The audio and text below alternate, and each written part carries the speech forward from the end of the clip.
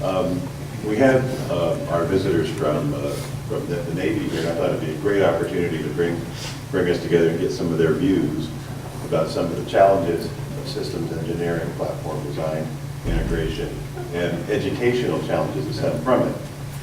So Mr. Persis has graciously agreed to speak to us about this today, but we also have a few other folks to maybe lend some parallel perspectives from different problem areas. We have Professor Fisk from the Atmospheric, Oceanographic, and Space Sciences Department here, former NASA administrator, going to talk to us a little bit about challenges related to spacecraft. We have Professor of Practice Harvey Bell. How many years at General Motors? Two or three. Third. And who had been manager of several platforms at General Motors, talked to us about an automotive perspective. And Professor Gilchrist is going to talk to bring it all together, talk about how training students, training a lot of you folks in here to participate in these activities is a challenge, but it's a challenge we have to meet going forward. So I'm going to let you know how we're going to do it today. Each of the speakers are going to come up, talk to us for maybe 20 minutes or so. There's a chance for questions after each talk. Then we'll break, just set up the dais here, and have a bit of a panel session. So the purpose today is really interaction and talking. So if you have a question, go ahead and ask it. That's really what we're about. One announcement before we get started. The University of Michigan is having a drill today where anybody that gets an email on their smartphone from the university, it will ring sometime this morning because it's an emergency alert drill. So please turn off your cell phones. And by I mean off. Otherwise, some point in the morning, everything's going to light up in this room. Okay, so we're going to try to avoid that. All right. Exactly. If the drill is real, you'll know because you'll see me leaving. Okay, so if I run out of the room, right? That's your cue for like, hey, wait a minute. Right. You know, so but hopefully we'll manage to get through. All right. So anyway, I think we're just going to start off, and we're going to set up the slides for Mr. President. That's tradition.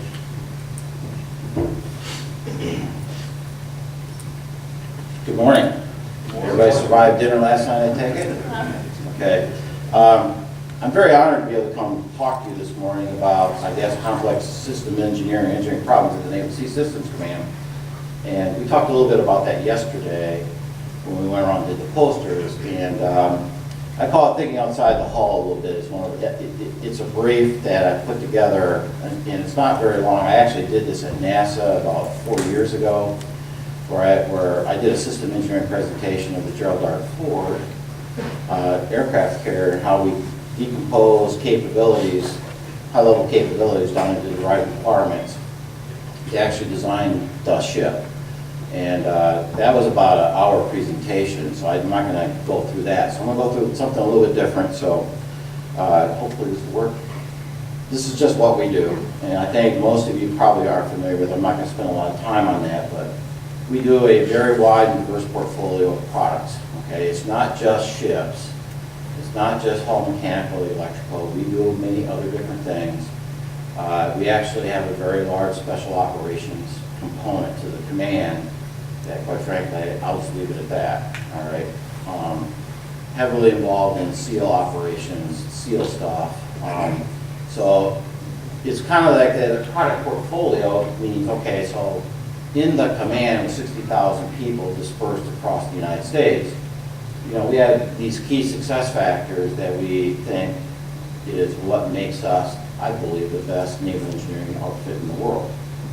And I challenge anybody to come tell me who does it better. All right, day in and day out, I mean, submarines are going under the water.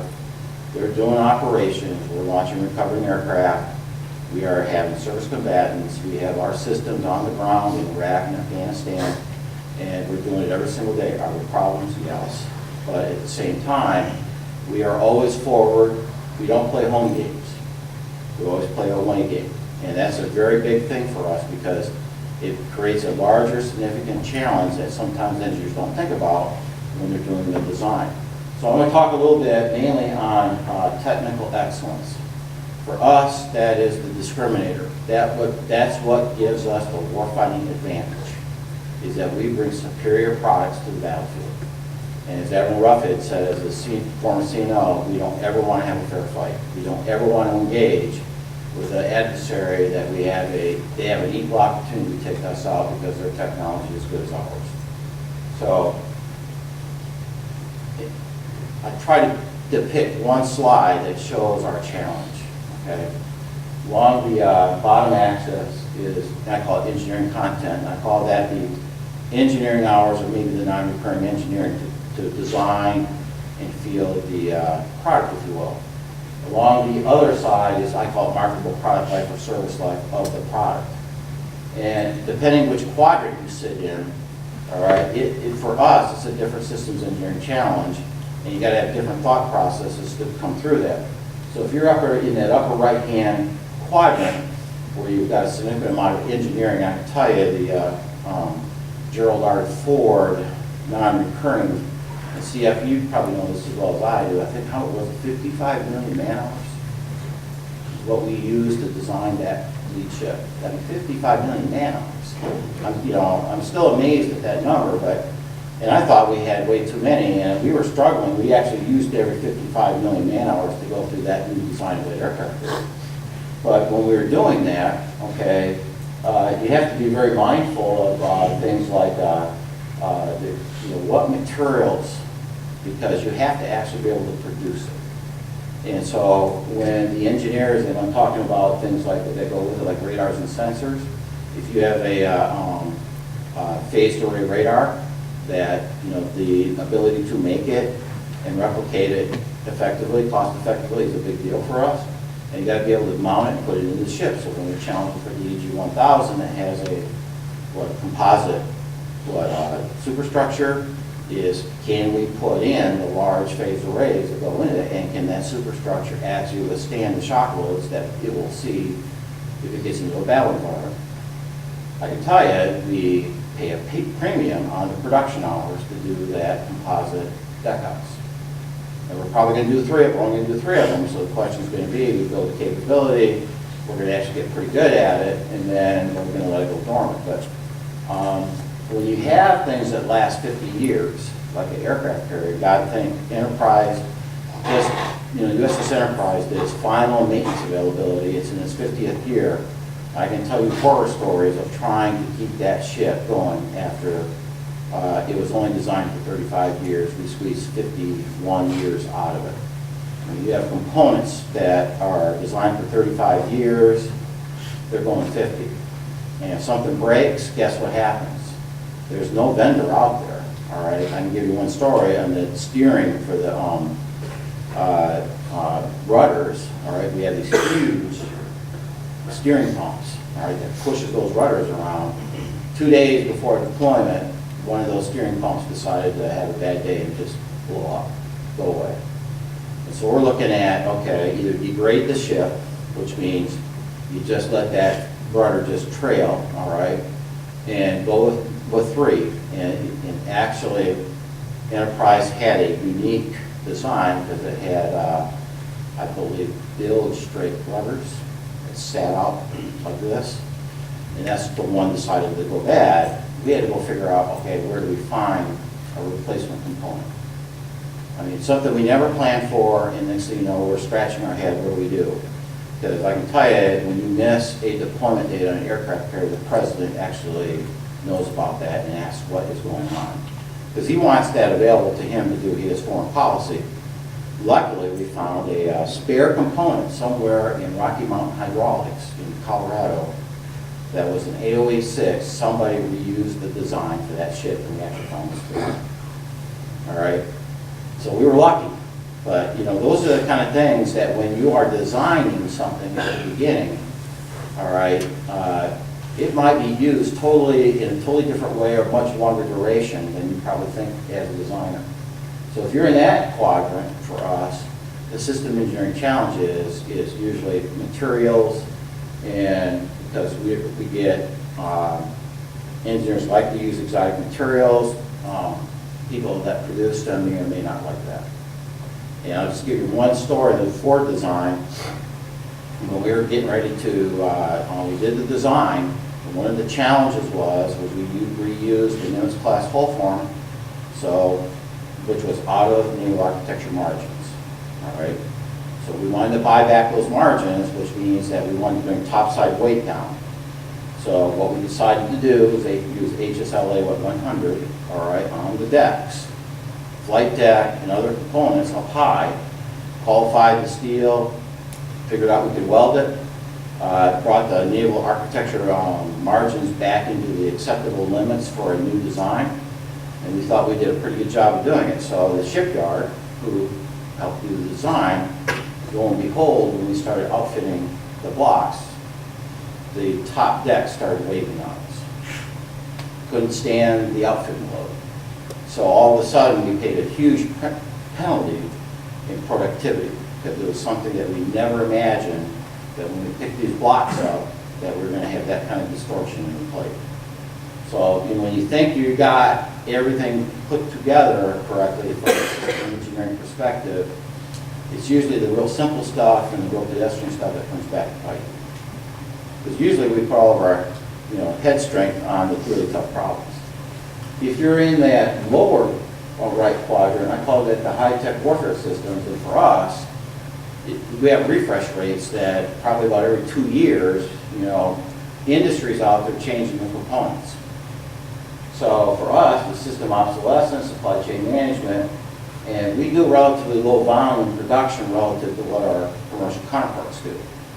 All right, so for us is, okay, how do we do commonality, open architecture, and flexible product design? On the submarine class, we went to this thing called, it's called ARCI. It's Advanced Rapid Constant Insertion. Anybody heard of that on the combat system? So what we did is we took the Busy 1, Busy 2s that were the legacy inside the Los Angeles class, proprietary to a vendor, very costly, and we used our Small Business Innovative Research Program to break that proprietary combat system apart and use state-of-the-art processors, and we actually are refreshing it quicker than we can train the sailors, as we found out. All right, we did a really good job of doing the software, hardware refresh rates about every 2 to 3 years, and so what we didn't do, all right, was understand the training component of the sailors that had to go to use it. So the USS Hartford decides to surface itself right on top of USS New Orleans in the Gulf. Because they couldn't see it, they didn't understand the picture. So even though the engineers did a great job, all right, doing all that down there, we forgot the fact that we had a human interface to the system, and we challenged the sailors to be able to keep up with the technology. Good on this lower left-hand corner, all right, and this is what I call our small arms, our counter IED, our boats and craft. And here's where we rely on heavily private industry, and we do what I believe is what we take commercial products and we adapt them. For like small arms for the Navy SEALs, we buy those. There's plenty of people out there that do ballistics and they do manufacture of weapons. We do have a facility at Crane, Indiana that does do the design, but that product life cycle turns over in months. The counter IED is the same problem. It's a signal processing issue that the bad guys are all figuring out how to, exploit the signal, and then we have to go figure out how to find it. And literally, the problem is finding a needle in a haystack, because you want to be able to jam the one signal that they're using in the clutter of, what, 1,000, 1 million cell phones that are being used. So it's a very, very difficult challenge. And then up in the right-hand corner, we call these our mechanical components, white goods. I mean, I guess it would be like washing machines or refrigerators in the commercial sector. For us, these are lifeless ship valves. So the challenge is for our engineers, okay, quite frankly, is to make sure they know what quadrant they're sitting in when they're doing their systems engineering process. And I can tell you, when we do submarines, we have a very defined process of how we build, test, and certify. Anybody heard of the submarine safety program? All right, before we put a submarine to sea, out of new construction, or if we take it out of overhaul, we go through a onerous process called submarine safety. And this is where if you're inside the certain, they call it the boundary of the certain systems that are attached to life support, number one, not anybody gets to touch that, and when certain people are qualified, you can do it, but you have to be able to show and prove that you followed all the procedures, that you used the right material, and you sign your name on that. And if you don't follow the procedures, we stop things and nothing goes forward until we figure out why you should do it. I can just tell you last week at Puget Sound Naval Shipyards, USS Seawolf was coming out of a 2-year availability that was only supposed to be a year. That's another story. At the end of the day, there was trim pumps, and we have 2 trim pumps on the boat. One of the trim pumps during fast cruise, and fast cruise is when we basically weld the ship to the pier, kick everybody off with the crew, and they have to demonstrate the proficiency that they know how to, take the submarine to sea safely. It was discovered that one of the trim pumps didn't work. So in between times, somebody went off and fixed it, but none of the paperwork validated it because, it wasn't found. So the shipyard thought they were free and clear. We said, no, we're going to do a critique. We're going to stop you because you violated one of the core principles of our submarine safety program, that you didn't either depart that system or stop fast cruise. They were supposed to stop fast cruise because the material condition of the submarine was not ready for the crew. We do not let them go out to sea on one trim pump. So they're out there right now doing their root canal, all right, with some very, very senior people to say, why did you not follow the process? And I can tell you, when you do your system engineering problems, okay, you will always want to, there'll be pressures and people will want to tell you to do shortcuts and do things. In our business, shortcuts usually leads us to a very big problem downstream. So our challenge, if you will, is to be able to follow our discipline processes because we have them, okay, and stay true to them and not try to do what I call free-forming in certain places. I know in certain places, though, the processes are not as well defined as it is in nuclear shipbuilding. You guys still be agile, still got to think through, but a system engineer or systems of systems, I think our biggest challenge we're finding out is the budgetary programmatics that go with doing the system engineering. And as I would tell you, they're asymmetrical in that world, especially if you have a system of systems and other people are in charge of it, and somebody's got to integrate and bring it all together. You got to go make sure that somebody's not off modifying software code inside their little system, that when you bring it to the big system, it crashes everything down.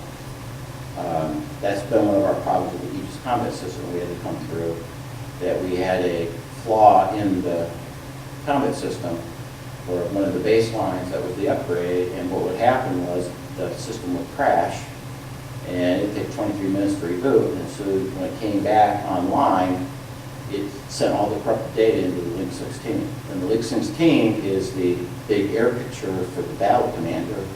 And basically, we just jammed up the communications link, and we were at one time now allowing certain ships to even go into the Gulf until we fixed that problem. So, system engineering, I bring a little different flavor. It's kind of like, okay, how do you think your way through it? There's no shortcuts. I have one chart, and for us, it's skilled workforce, and we decompose ourselves into competencies. And how we work our business or our organization, we have contracting authority, we have program authority, we have financial authority, and we have technical authority. And we separate those away. No one individual gets all those keys, all right? Because we have what the right tension is, where we can have the debate where a technical engineer with what we call a technical warrant holder can actually stop a design if they believe it's not safe or if it's not going to meet performance requirements. The program authority pushes on the other ones to make sure we stay within our cost, budget, and schedule. Contracting authority, the only person that can sign a contract for the federal government is the contracting officer. And we have this other little problem like appropriation law. where we can't, if you're building a ship, all right, I can't take SCN from one hull and put it on another. So we have very strict rules on financial appropriation law. So in a perfect world, when you make an organization, those tensions are they're in balance. When we have when technical authority or technical part of our business is so dominant, all right, it actually can create unintended consequences like designs that are risk averse. I can tell you, if you got a design that has no risk in it, you probably will never deliver it and you'll spend a lot of money. Same is true if your program authority is too strong, because then you will take some, I think, inappropriate technical risks just to deliver for cost and schedule. And obviously in contracting, that's the key, because that's how we communicate with our industry, is through those contracts, and it's through our specifications. And if our specifications are not well thought through and kept up to date, we usually open up a lot of white space for people to play around inside of it. And we are going through a massive effort to go back and redo all of our specifications after we went on a 15-year hiatus of acquisition reform where industry was going to give us performance specs. So for me, and my job today is I watch this across the continuum and try to keep that balance across those four authorities. Systems engineers play inside of that because they do a little bit of program management, quite frankly, but they're the technical side. So for me, that's kind of what complex engineering solutions are. It's not only the technical challenge, we also have the fiscal challenge, and we have to have the ability to be able to contract correctly with to get it purchased or built with our private industry counterpart. That's probably the biggest challenge, is understanding that once you've done your systems design, have you got the right set of specs and statement of work to actually understand the cost and understand the technical risk. That's what if I got an engineer or a tech foreman that knows that, we do very well. And that's our biggest struggle. That, and also doing problem definition, because my boss at McCoy says a problem well defined is a problem half solved. And probably one of the biggest challenges we see with engineers is that they sometimes solve the wrong problem. So that's just a matter of getting the proper experience and understanding. I call it the annealing process, that you got to go through a couple tough challenges and maybe get it wrong and survive, but you come through it. That's, to me, is why we put the meet together, was to give you exposure to our difficult challenges that you have technically, because we are a technical organization. We don't really buy straight stick commodities. We buy highly engineered products, and we want to be able to get people involved in it early so they can see just exactly the complexity of what we deal with. So that's what I got today. So I guess it's questions, right, Steve? Okay. Now's your opportunity. Okay, forgive me if it takes 2 minutes to set the question up and ask you, Chris McCutcheon, University of New Orleans.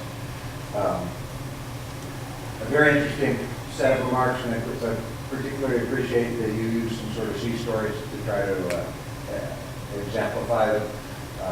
As an educator, I'm trying to prepare your engineers not even of today or tomorrow, but actually of about 20 years from now. And so I'm trying to look at where the need is evolving. As you told your stories, I was struck by how many of them don't lie in the traditional scientific domains. As you were telling the story about the HSLA 100, I was having just lectured on the subject of well-induced distortion. You're telling the story, I'm thinking, but wait, if you do that, you're going to have massive plate deformation, and then you hit the punchline. Great. And the other story about a failure in the human factors area to include training in the system development. All of those, and including the science of risk management, are what I would have called the squishy parts of naval architecture. You know, they weren't structural mechanics, they weren't numerical algebra. It's my belief that those are the areas that are going to be the greatest growing demand. F equals MA is still going to be important, but we're going to need to produce more engineers that understand how to do a risk trade-off, understand how to, your last point, set up a problem, find the right problem, Am I just saying the same thing you already said? Did I hear you? Well, I correctly? think what you're asking me is, how do you actually train for the engineer 20 years from now, right? I actually have one more chart. Correct. So, underwater signatures, okay? I can tell you right now, it takes about, in my opinion, 15, 17 years to be an expert in underwater signatures in our business. This is how we, and I think that is going to stay that way unless you understand the physics that come with that, right? This is kind of what you got to walk somebody through to be a preeminent underwater signature engineer. And quite honestly, some of the topics may change a little bit, but you got to walk people through that. I don't think you can get there in 5 years, all right, to get to the point where we have to discriminate the sounds that we see here under the water.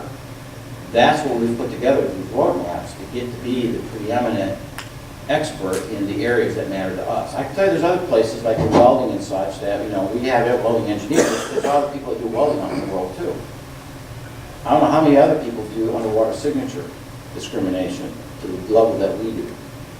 So this to us is it's a warfighting capability that matters.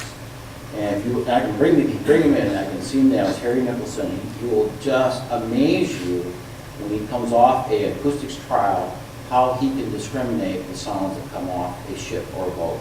He'll tell you right down to the piece of machinery.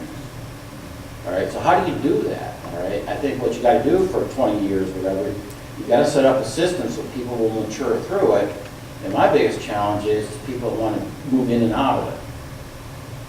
You know what I mean? That, well, I want to go over here and do that. I get a lot of people, so it's a mix between the hardcore technical people that understand the basic physics and science of what their engineering discipline is all about, and the broad systems engineers. So I will tell you, the most difficult problems we solve are the basic science inside of the deep disciplines. Where somebody's got to go in and be able to read like a let's say a test result or something, or welding, they look at an ultrasound or an x-ray of it, and they look at that weld to figure out whether or not it's the right weld. So I think the only way you learn that is through experience. So that's my response, that it's not going to change. If you want to build engineers 20 years from now, you got to have them in the pipeline and have those 20-year people talking to the new people that come in. That's the one thing that we kind of broke over time, is we kind of stopped doing that, and we're redoing that. That's why we're doing the meet, is to keep the pipeline filled so we can have that dialogue between the very experienced, extended level expert engineer that can talk to the entry level. There is a lot of, I call it journeyman to apprentice in some of this part of our business, that we don't recognize that really you have to learn underneath something. Do you have these KSA charts for a bunch of your different scale areas? Yes. It'd be very interesting to this community. Okay. With the growth process that goes from entry-level engineer to the subject matter expert level, are the entry-level engineers at least exposed to some of the end game skill sets early on, so they kind of have a picture where they're going, or is it, first you finish A, then you finish B, then you finish C, and then we show you what eventually you're going to do? So what we do, all right, normally speaking, and it depends on what flavor entry-level engineer that we get. For us, it could be somebody who walks in with a PhD already in the deep science, or we have somebody right out with a bachelor's degree. And they usually will be put into a discipline, and it depends. And usually we put them next to a very seasoned person that we bring them out to get the experience. All right, the days are gone where we just tell you go read the spec book, all right, and that's the entry level. I mean, we had people who did that, right, Sia? They said go read all these specs, and next thing you know, they said we're out of here. We actually take them out to sea, okay, and actually get the experience to see what the expert level is going to be required to know. All right, so I can tell you some engineers are better at that than others. That's the continuum that we have, is that we like to place people next to somebody who is doing the practice right now. And I think one of the things that we do well is we actually accelerate people pretty quickly to high levels inside that engineering domain that, you know, you're about 4 or 5 years, you might be at the journey level making decisions on a program. So our challenge is how do we get you prepared to go be able to be a decision maker and be confident that you have the right skills and knowledge to be able to do that. The only way I know how to do it is you've got to be able to be experienced with it, and you've got to be part of the programs or the discipline that's going on in that underneath a skilled person. You got to see it, I believe.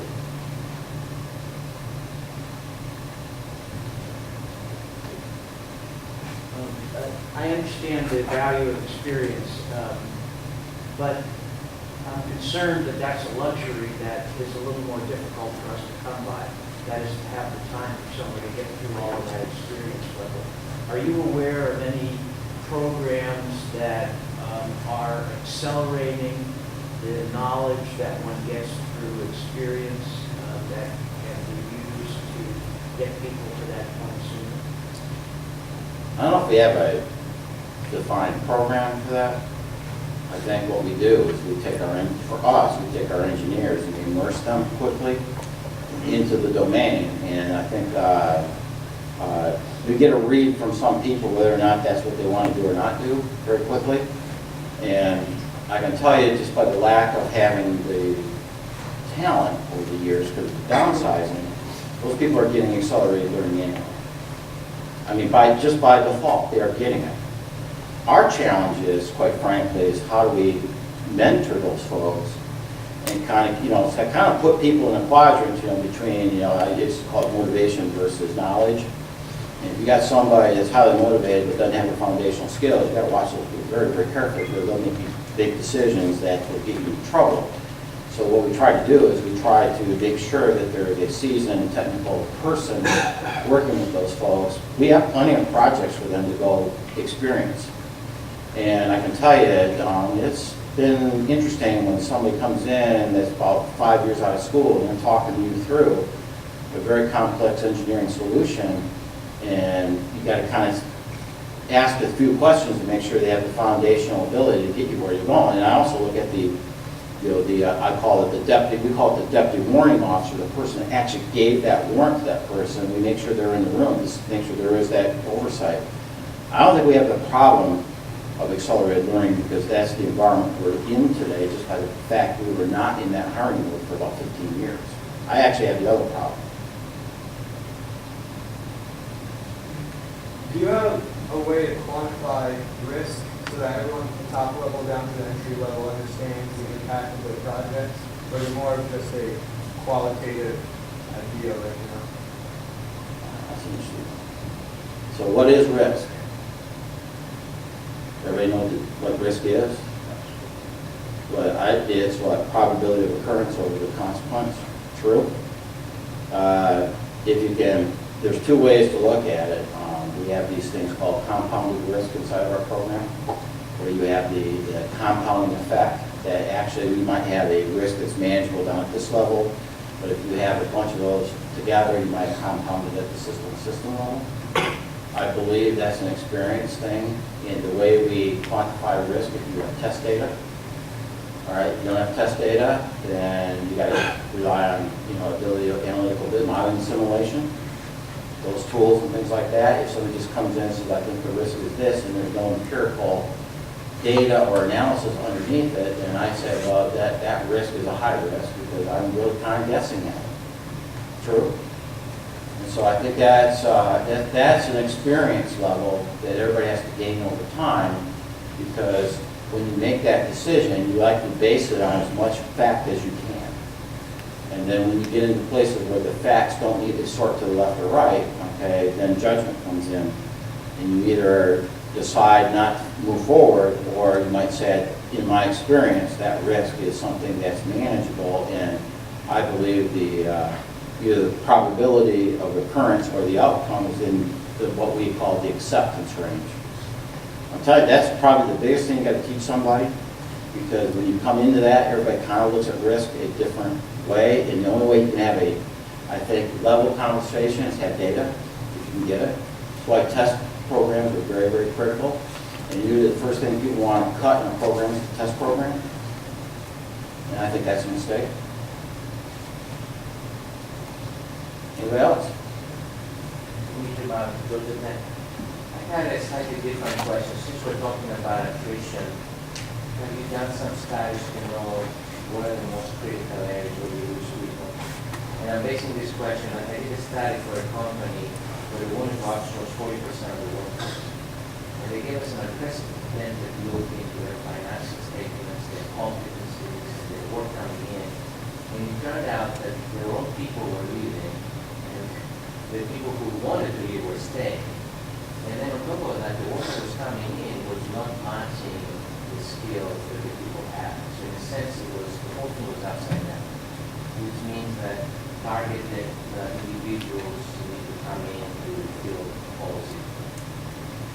So, okay, so you're talking about, do we actually really know why people are leaving? No, Oh, so much that, but the skills that you're Okay. using very rapidly that need to be replaced right away versus other things that you have. Okay, I'll tell you, in our engineering side of the house, we do have attrition. It's not as desperate. I can tell you where I have my biggest problems in contracting officers. I am desperately challenged to keep those folks, because we are the high-end contracting of the federal government.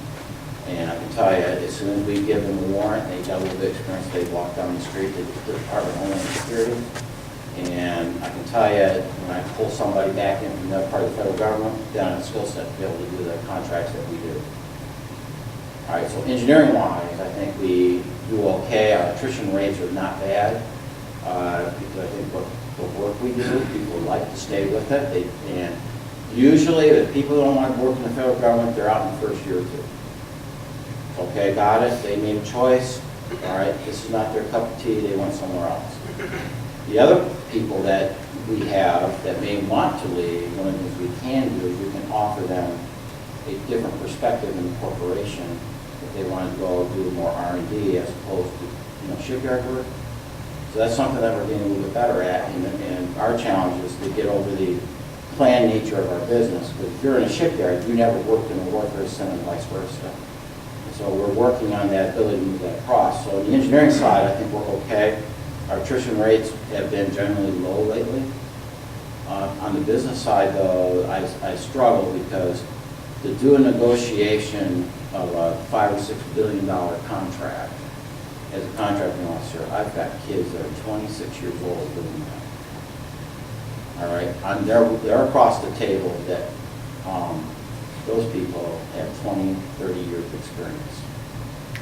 I can totally destroy the best technical solution by having a contracting officer that doesn't understand what they're doing at the table.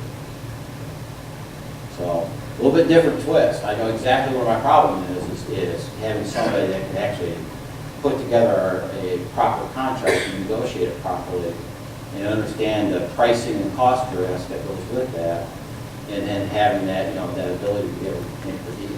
I wonder if potentially, in the various projects, we could put in someone with more of the marketing, business, that kind of background. There's a component of your project that has to do with it.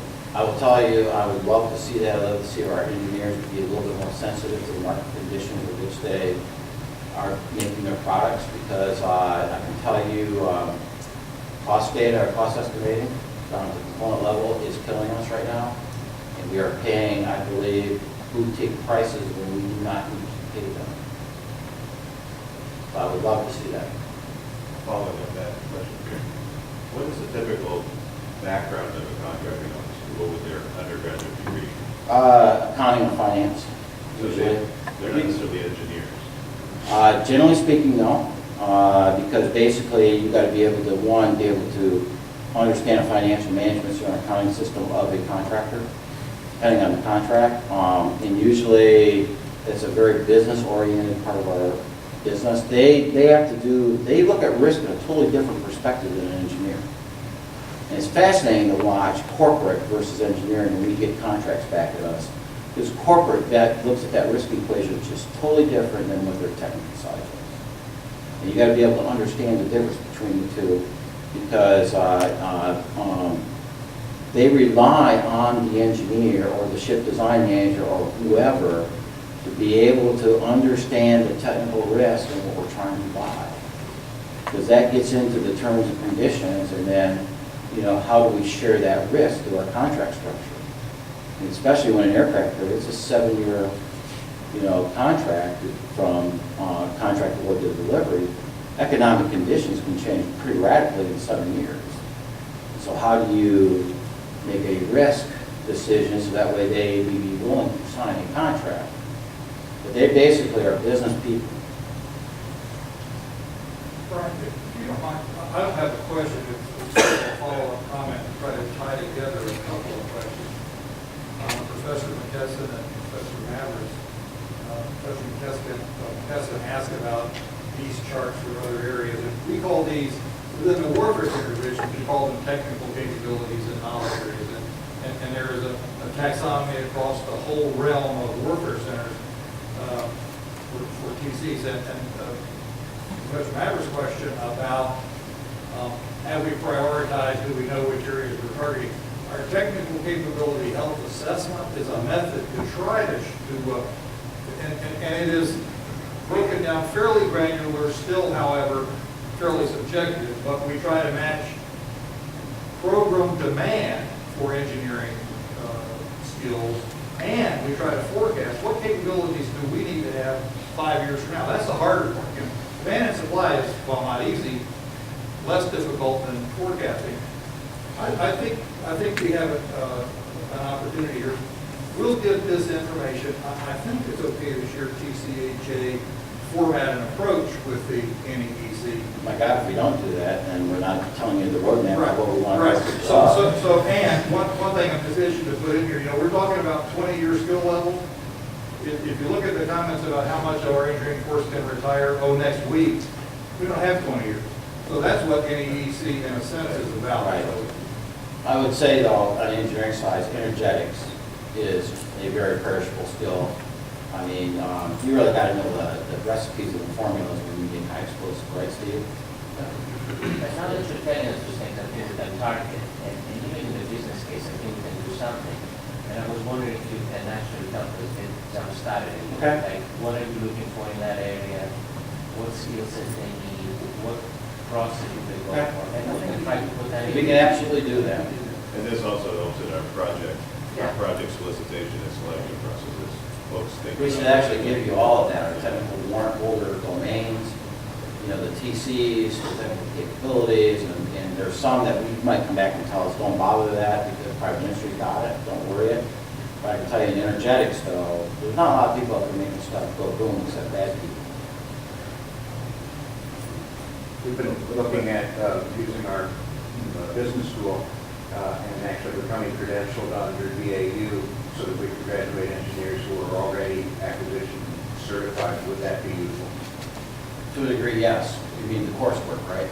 Right. There's a procedure Right. under DAU whereby a third Yes. party can offer. I will tell you though, that, I'm going to put here. DAU brings a rudimentary level of training, all right? You got to get into the real hardcore programmatic part of the business to really understand it. You just bring, there's two parts we call big A, little a. Big A is the ability to go get dollars from Congress and the acquisition programs that process that the DoD uses. The little a is the project management, when you actually sign the contract and you interact with the contractor on cost, schedule, and control, and how it's working. They kind of mushing together, but I can tell you, we probably need to be better on that big A side, of understanding how our contract is going. Morgan Berger, DHC Student Michigan here. I had more of a question about something you were talking about earlier, where you have the requirements sort of flow down, talking about defining the right problem, and on sort of a program acquisition level, like say for a ship or a weapon system, how much feedback is there between the engineers and the people doing the costing and the contracting, and on the warfighter side of things, the people setting the requirements? And is there a feedback loop there, and is that a productive environment now, or what can change there to make things better so that we can actually deliver what they need at a cost that we can afford? The programs that do that very well usually have an integrated product team that has warfighters on it, that has engineers, has program management, and cost estimators together. And part of the problem is that a warfighter might ask for a capability that quite frankly they can't afford. Or it's just not achievable in the time frame that they ask for it. And we got to be able to come back to them and say, look, I get it that, your concept of operations wants you to be able to have a vessel go this fast and have this amount of endurance. LCS comes to mind, or joint high-speed vessel. We can't get there unless you want to make an increase of this amount of money. There are needs in those curves that you've got to be able to show to them that, are you willing to pay that amount of money for maybe a 5% increase in performance? So the programs that actually do that well, put those teams together and have that dialogue, then you're not getting a set of capabilities handed to you that's in the, basically you've never seen before, and you just look at it and say, there's no way. Ford class, we actually did that. We used a very robust, what we call warfighter input. We actually did a whole year of going out to the fleet and interacting with them. That was back to a couple of things. Reduced manning was a big issue because they were not totally bought into it, because if you don't take the work away or the tasks that the sailors have to do, reducing the manning is a stupid idea. So we got a lot of input on the design of the ship, if you will, that we did before we wrote the capabilities document. Because there was doctrine and there was things that had to do, like sortie generation rate coming off that ship, all right? They experiment on limits to see how much they could actually flex that deck, to see how many sorties they could generate in a 24-hour day. We took that data, and some of it was a bit contrived when they did it too. They cut some corners, but we went back to a scenario of saying, okay, if you're going to do this kind of major theater war or conflict, this is the amount of sorties you need to have. That led to the design and the rearrangement of the flight deck. We actually moved the island because the island on Nimitz class is on the pivot point, launched to a pivot point. It's great for driving the ship. It's absolutely horrible for getting flight deck efficiency because it sits right in the middle of everything. So we actually moved the island aft about, I think, 100 feet. We freed up a ton of deck space that made moving the aircraft around the flight deck so much easier. It actually created an additional efficiency. The ship drivers didn't like it because they had a hard time coming with the bow, but a camera and stuff like that could help out. We were able to do that because we had the warfighter sitting there as we were evolving design with the engineer. Then we had a requirement that we could actually catch and do something. Keep thinking about questions. We'll have a chance to ask a few more when we have the panel session. Thank you Okay, very much. thank you.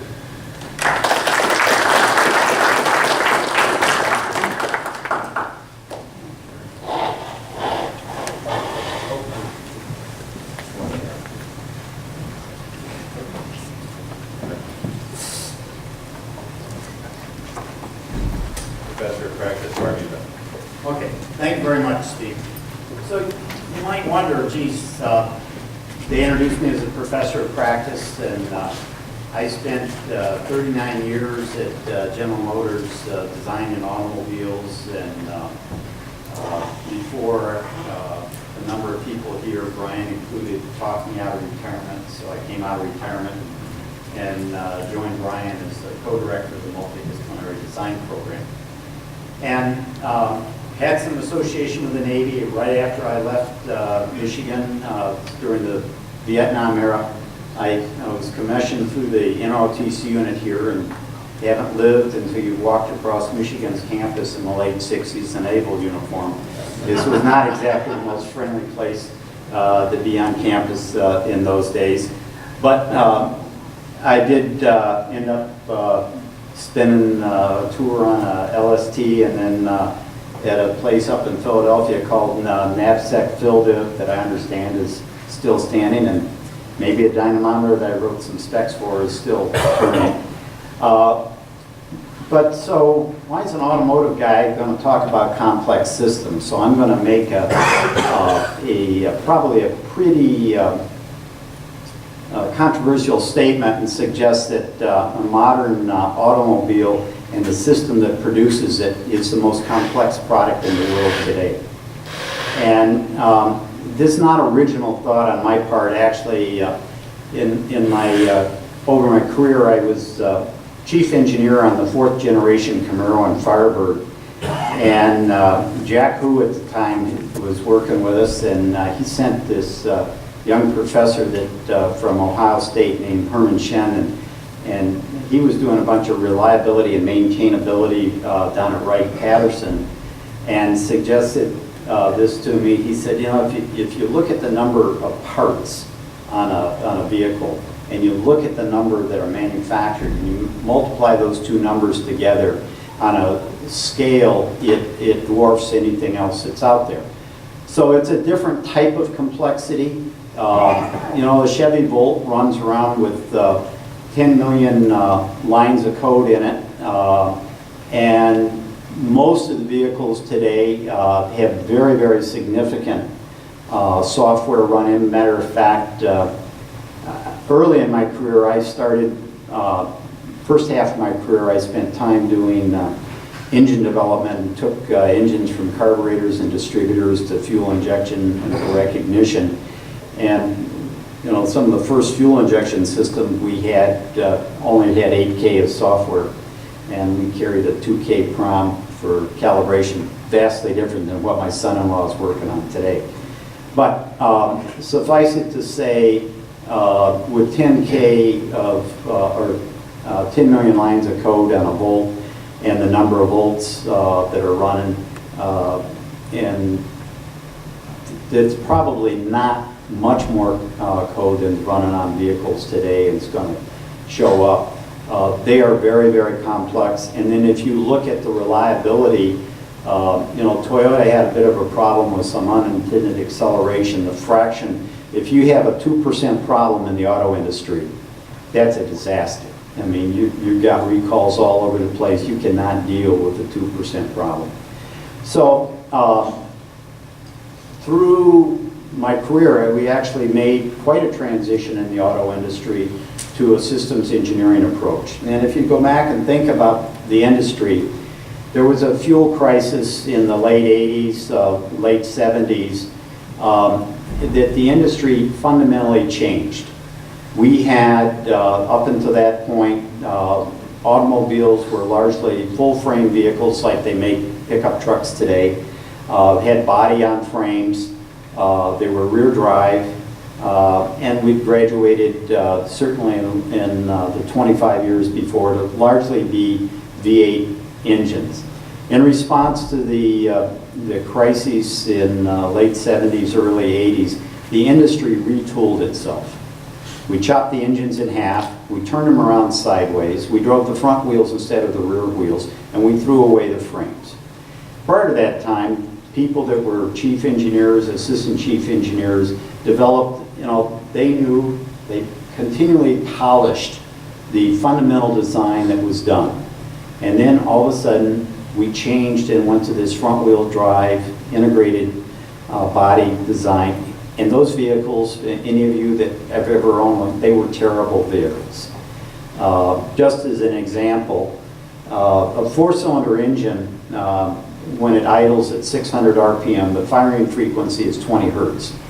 An automotive body, you might not think about it, but it bends, and it bends around what we call the A-pillar, which is the pillar that comes down the very front of the vehicle, and structurally where the doors and that front body hinge pillar is an extremely important structural piece on the vehicle. And most automobile bodies bend somewhere between, the first mode bending frequency is somewhere between 20 and 23 hertz. A really stiff body, you know, might be up 24 hertz. And if you see data, you got to be careful because it changes when you put glass in it and everything.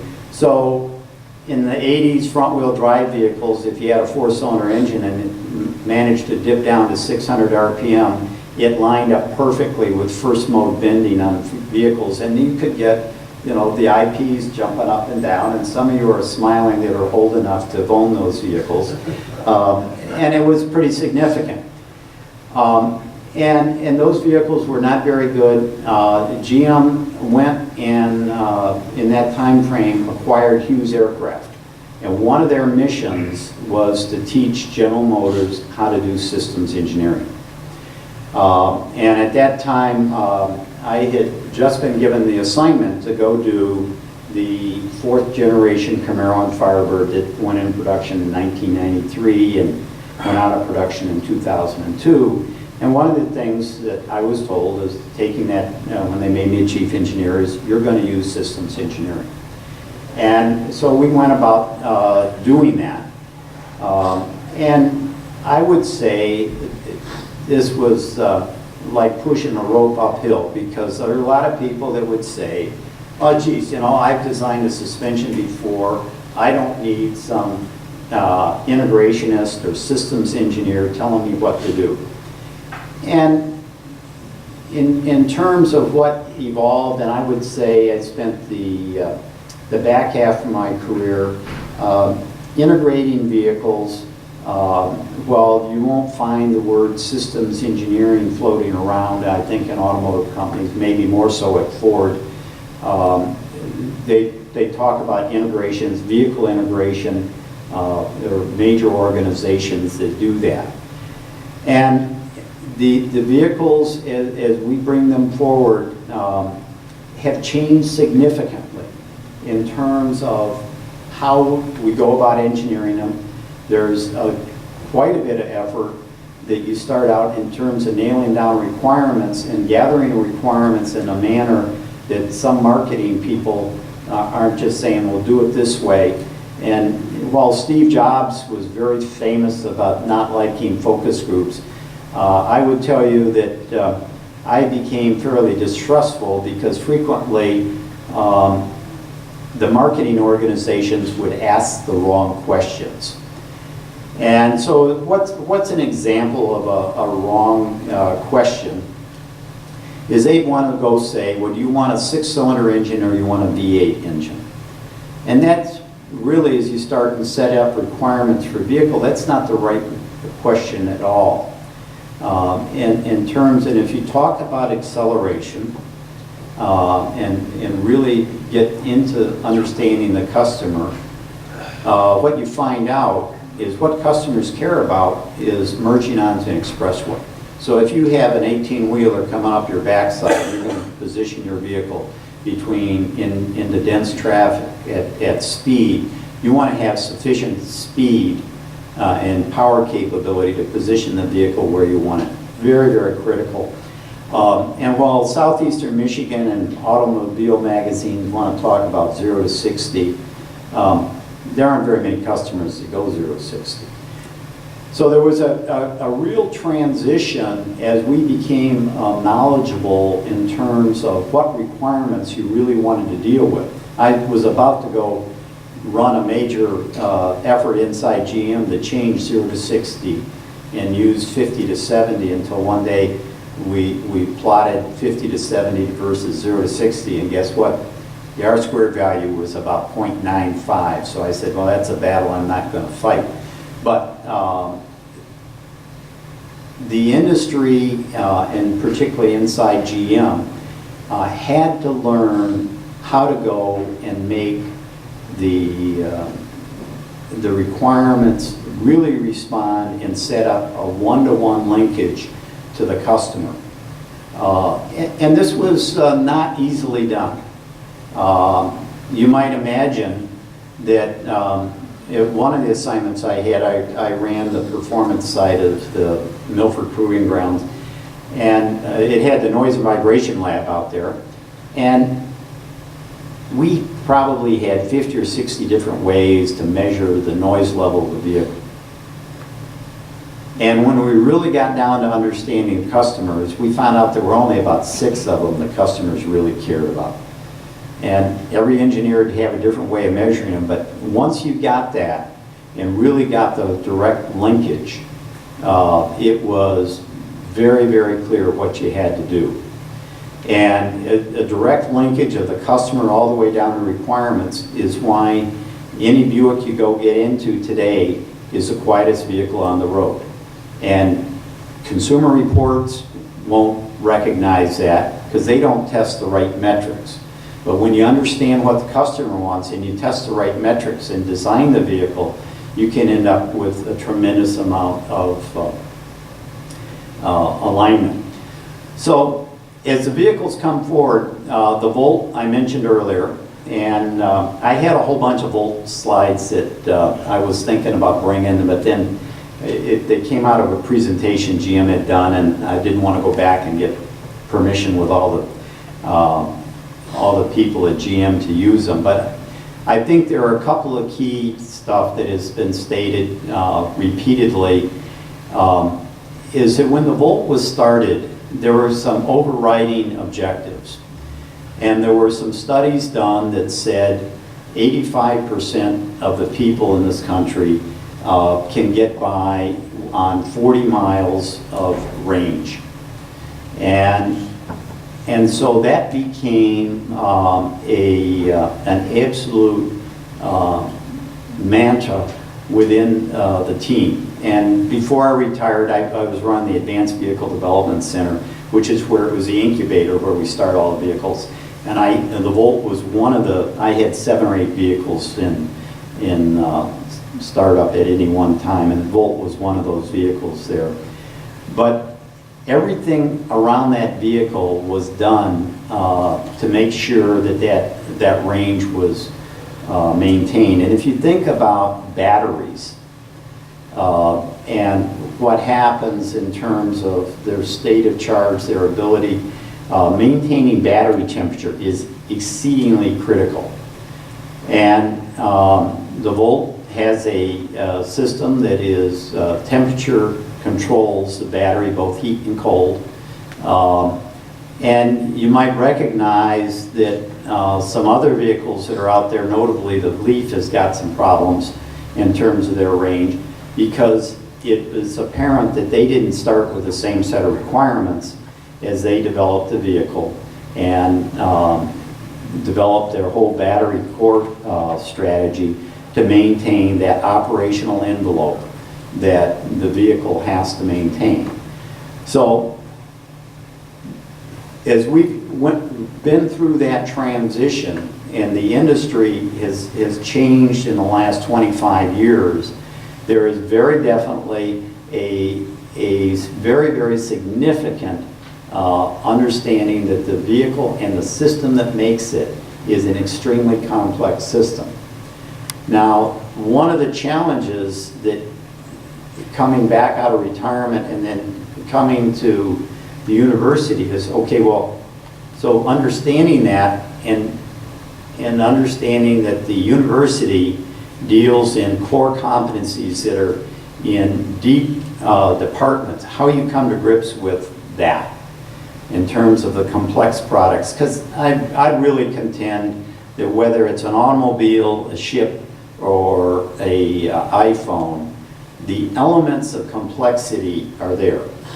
And you need to address them much the same way. But the engineering education system, I would contend, mechanical engineering was set up around heat engines and vehicles that are driven by heat engines, whether it was a locomotive or automobiles. And anymore, you know, as I said, when I graduated from here, I could take a group of mechanical engineers. We could go away all by ourselves and design an engine. You know, it had a capacitor, but everything else was mechanical. Anymore, you got to take somebody that, you know, you got your computer guys going on a test trip with you. You got people that are going to be software, and you have a fundamental chemical factory underneath the vehicle that you're dealing with. And diesel systems that are going to come to market are going to come with chemical injection systems into the exhaust stream.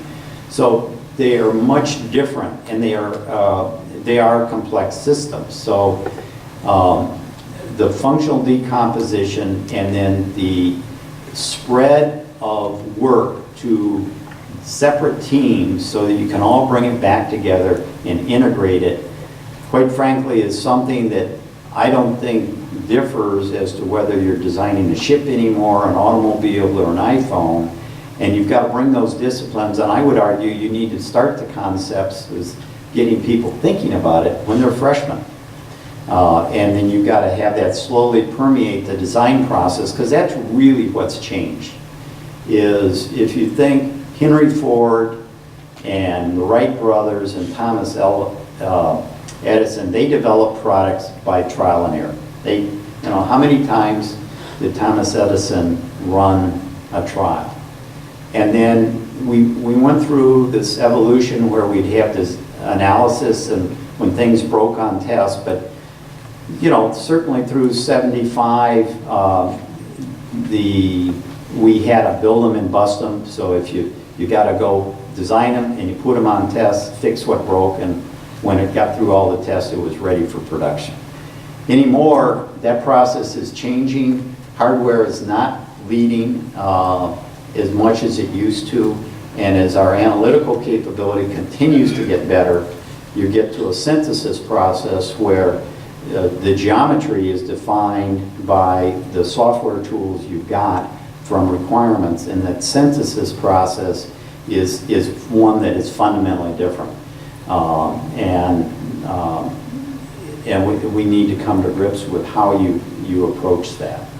So I think the challenges are real. I think they exist in many, many different products, from spacecraft to ships to automobiles to iPhones, but the fundamentals in terms of complexity are something that permeate modern products everywhere today, and we've got to come to grips with how we do that, and everybody will be a little different. So with that,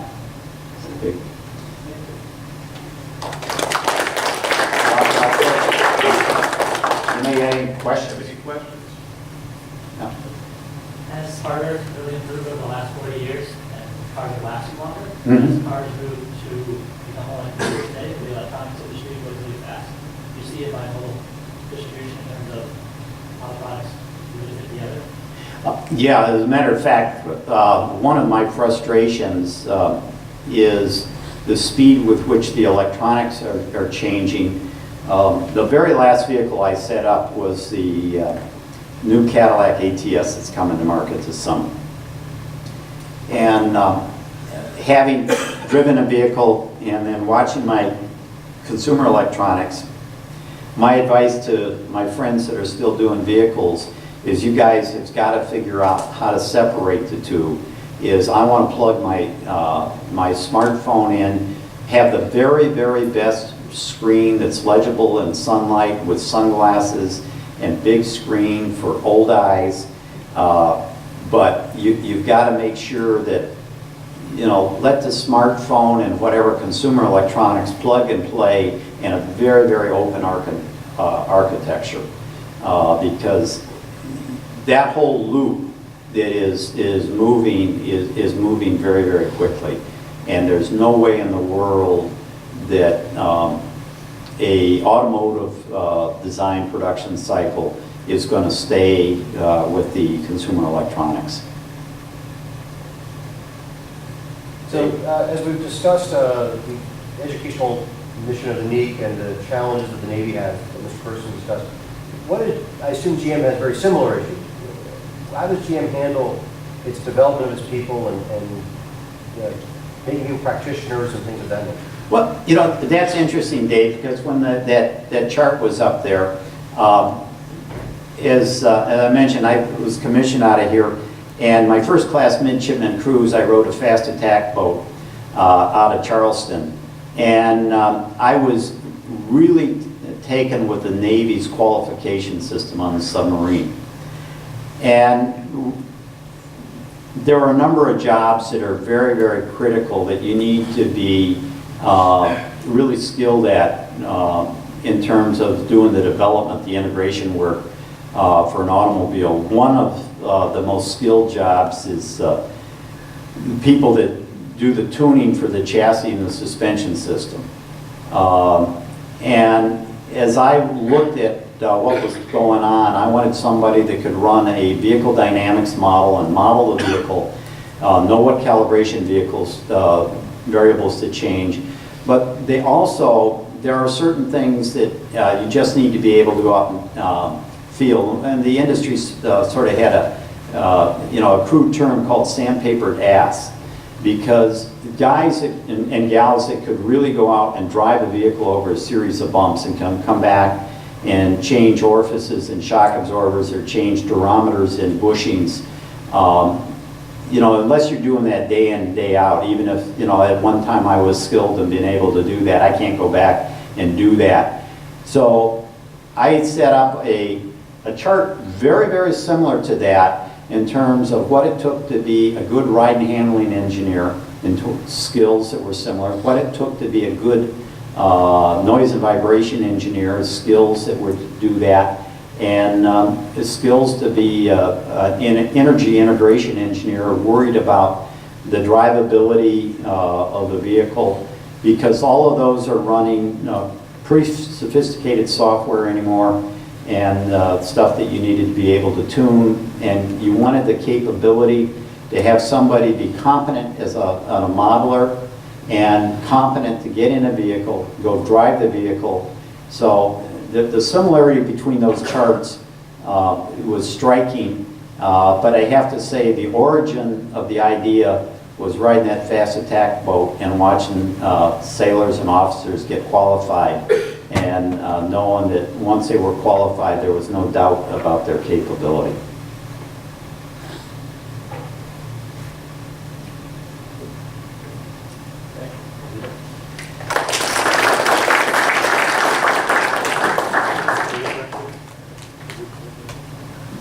Professor Len Fisk of Atmospheric Oceanographic and Space Sciences Department here.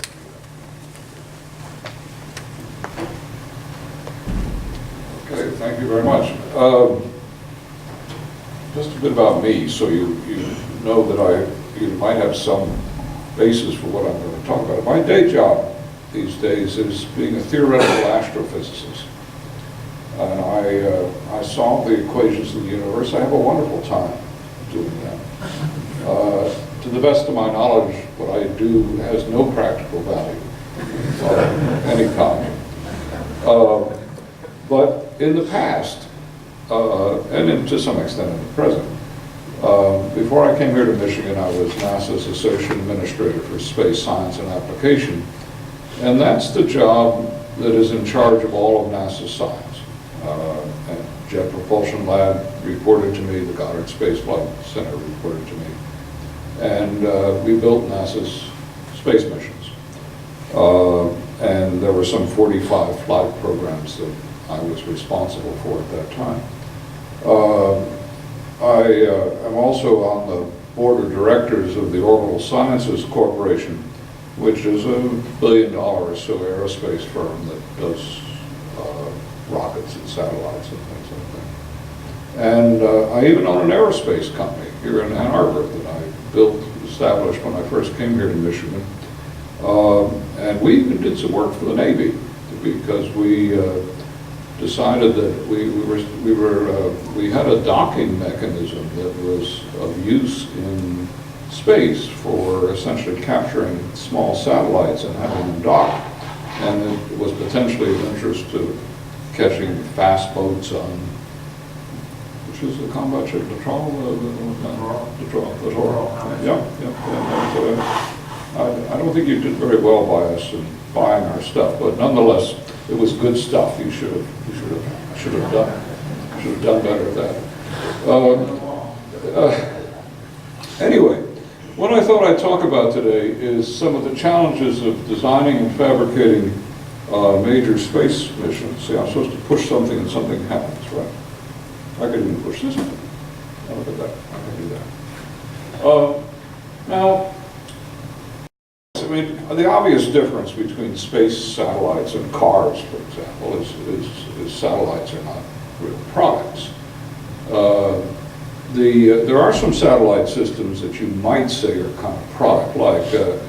The global positioning satellites. You build them, a dozen or so, several dozen at a time. The Iridium satellites, there are 77 of these in this low Earth orbiting communication system, which is operational.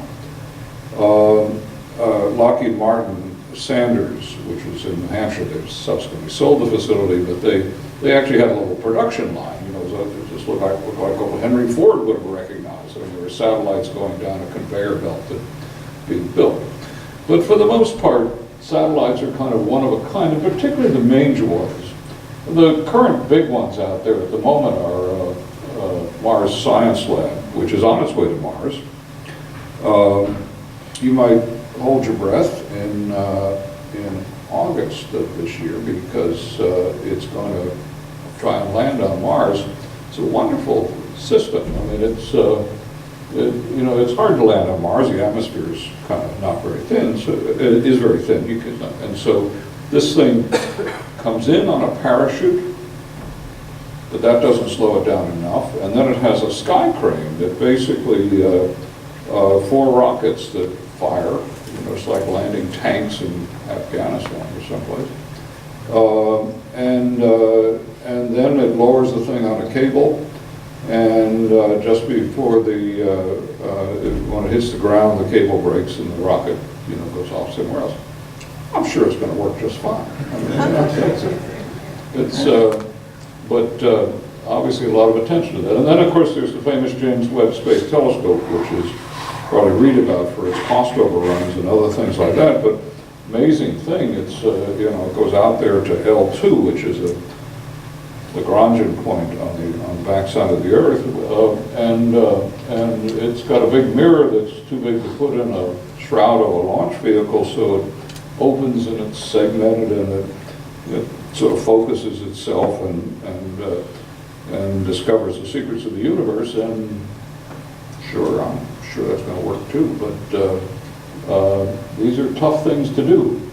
Now, one of the things that I wanted to touch on today is you say, well, look, there's a lot of high-tech stuff in that, obviously. That landing system is something that's going to be very challenging. The segmented mirrors and keeping them cold is going to be very challenging, all that stuff.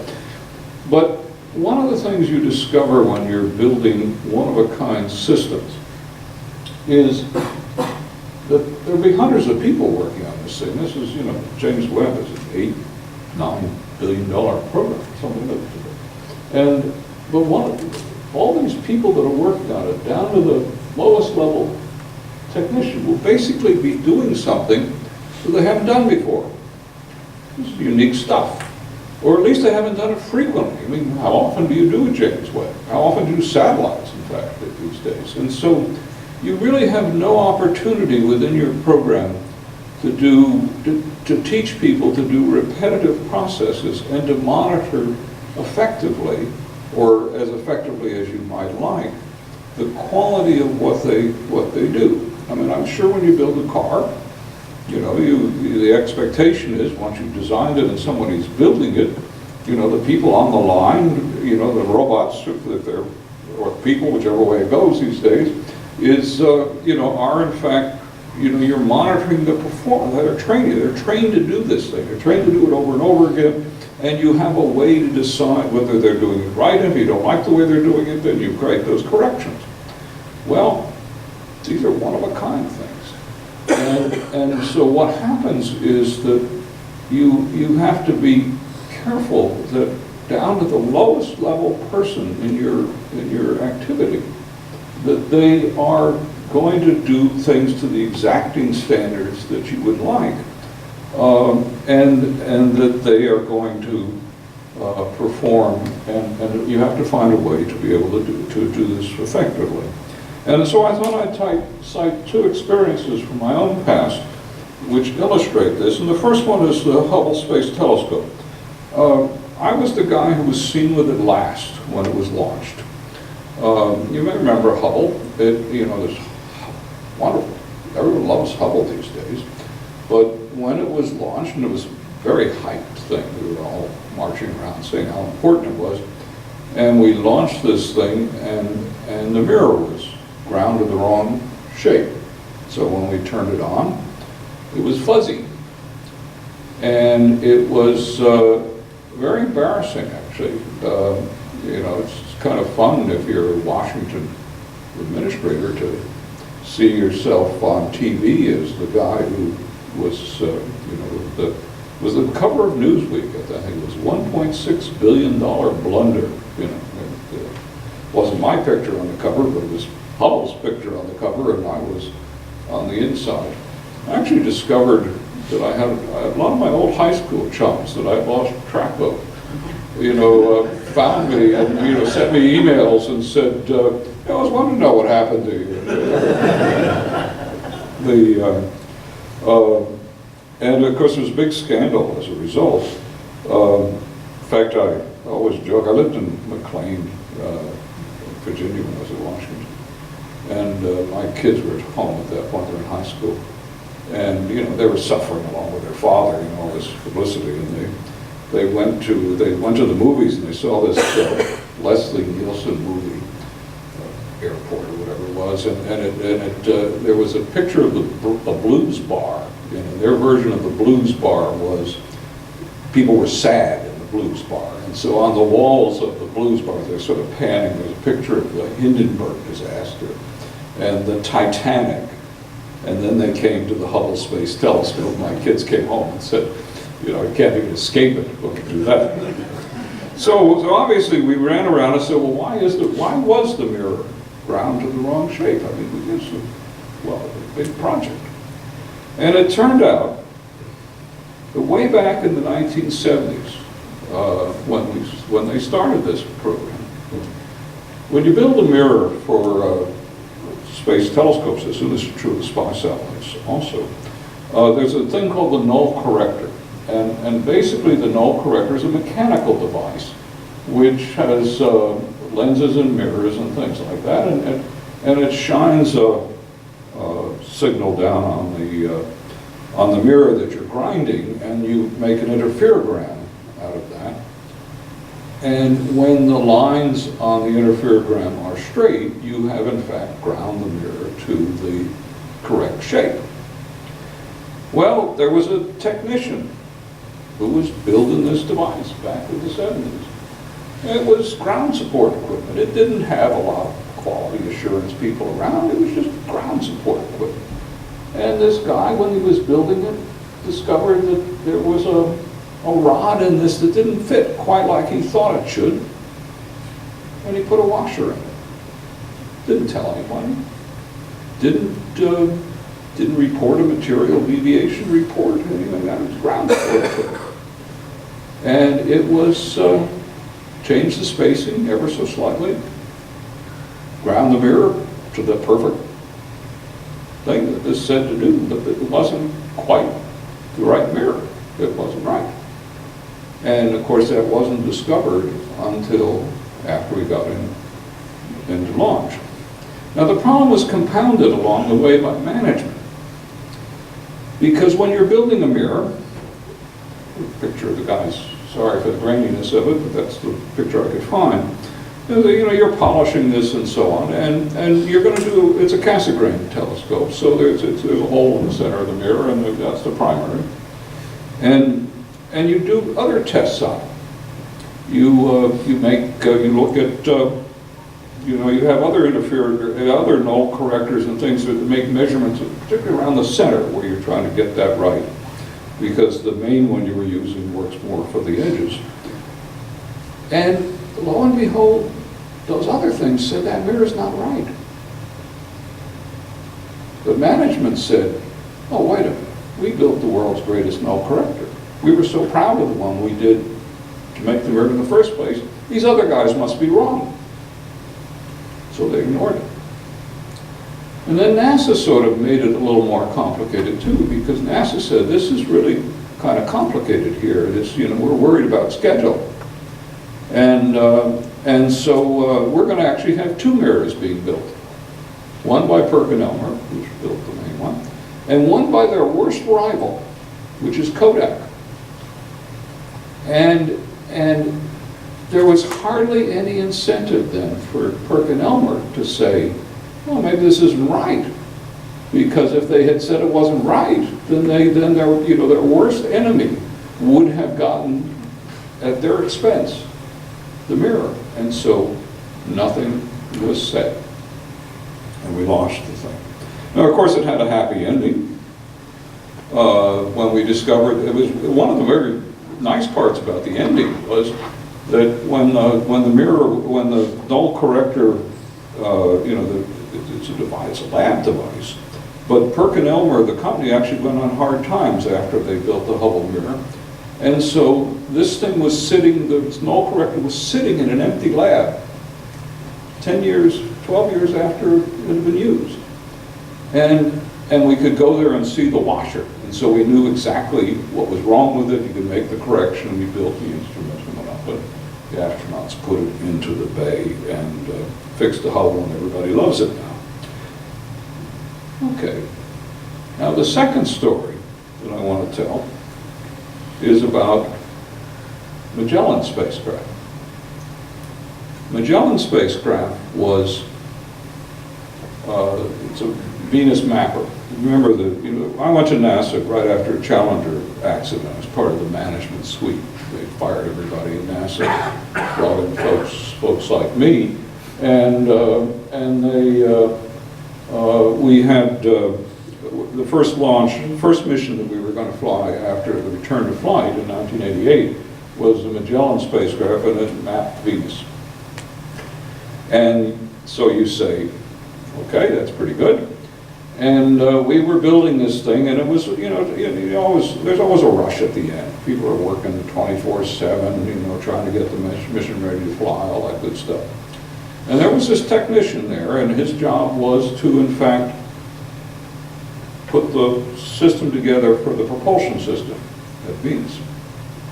And he did it, and there was a process. It was a really good process. There was all sorts of QA guys standing around. They were signing off. Everybody was watching. They were watching him do it, signing the forms. Okay. Technician goes home, goes to bed, wakes up in the middle of the night, said, I did it wrong. Comes in the next morning, said, I did it wrong. And they said, oh, look, everybody signed the forms. It's fine. And besides that, we moved on. We're working 24/7. The thermal blankets are on. We're all move on. Relaxed. You're fine. Guy said, I did it wrong. And he finally convinced them that he'd done it wrong. And he went in, and they took a battle apart, and they went in, and lo and behold, he had done it wrong. And when we got to Venus and we fired the rocket motor, it would not have fired. And it would have gone sailing right on by. And it was not something you could do a functional test on. It was a hard, we're not talking about an electronic system where you could do functional tests. It was either made it correctly or made it incorrectly.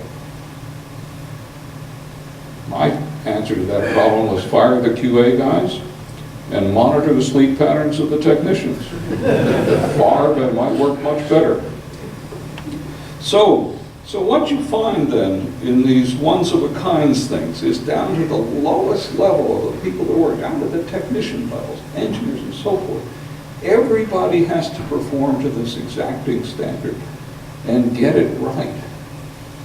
And you have to figure out whether they are or not, if you aren't the people in leadership roles in these projects. There aren't any recalls in space missions. I mean, it may be embarrassing for GM to recall a bunch of cars. It's a lot harder to get it back if it's on its way to Mars. So you have to be sure you get it right. So what can you do? Well, first of all, you need a dedicated and experienced workforce at all levels. Dedication is a particular issue. Did the Hubble technician put that extra washer in because he wanted to go to lunch and he didn't want to worry about having to fix it? We'll never know the answer to that. Did the Magellan technician, that was dedication. He was responsible for that mission, and he was going to make sure it was right. Experience is obviously, his experience of knowing he had done it in a different way in a previous thing was what made him decide that that's what he wanted to do.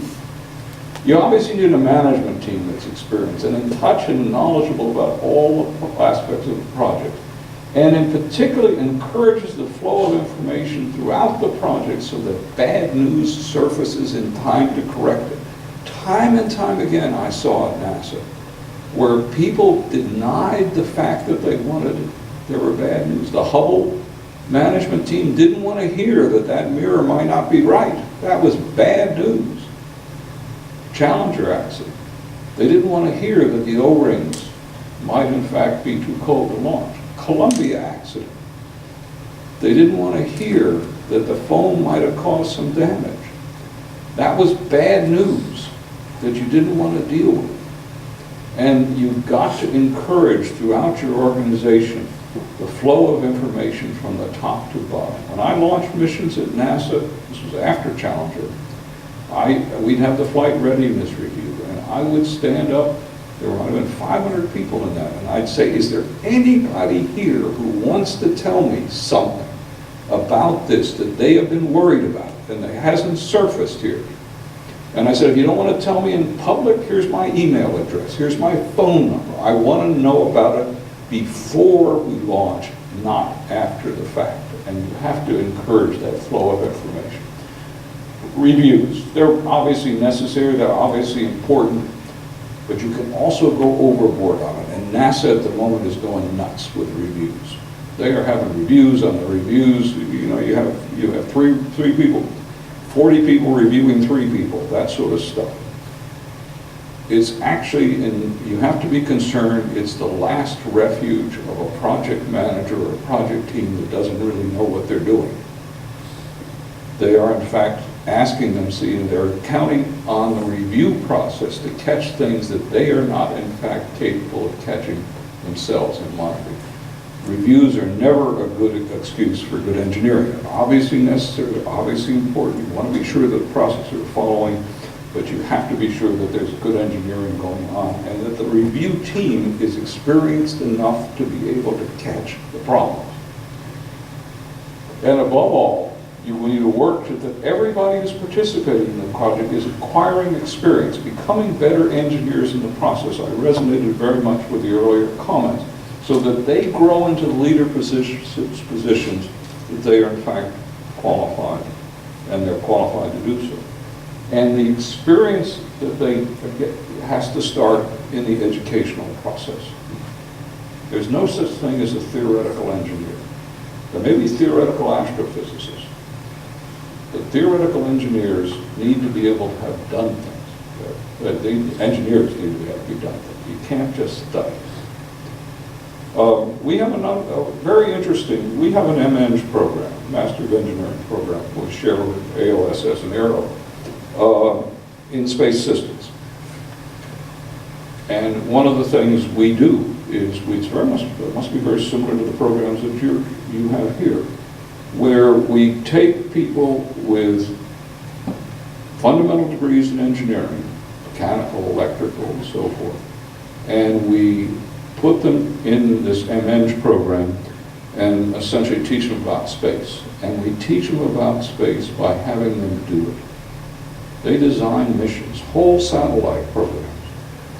And they go out and they get wonderful jobs. The aerospace industry comes to us looking for our students. No one's having any difficulty getting multiple offers. And we found something interesting in that. When they go to work for aerospace industries, they write back to us and they say, we're bored. We did more in our educational process than we're doing working for the aerospace. It used to be that when you finally got your degree and you got out there, you actually got to do something.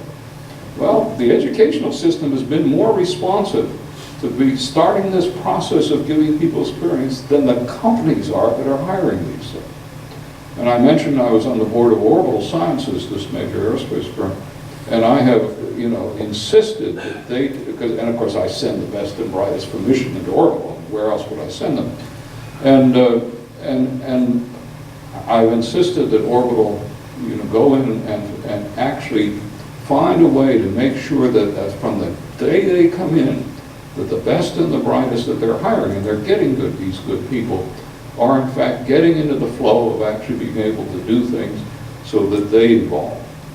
The Jet Propulsion Lab, which I used to run and I'm on their advisory committee, has the best system that I know about there.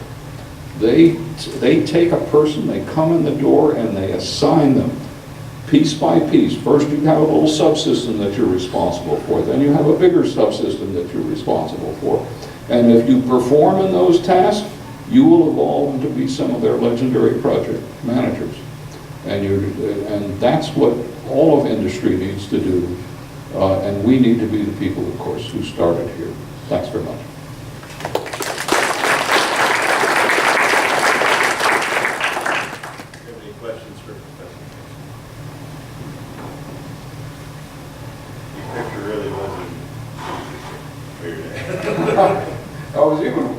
worse. There was at the end of the year, this is 1990, I think, there was the highlights of, the news has 10 most significant events on TV. And there I was testifying, saying, Hubble really isn't broken, we're going to fix it, or something like that. So it was an interesting end of the year.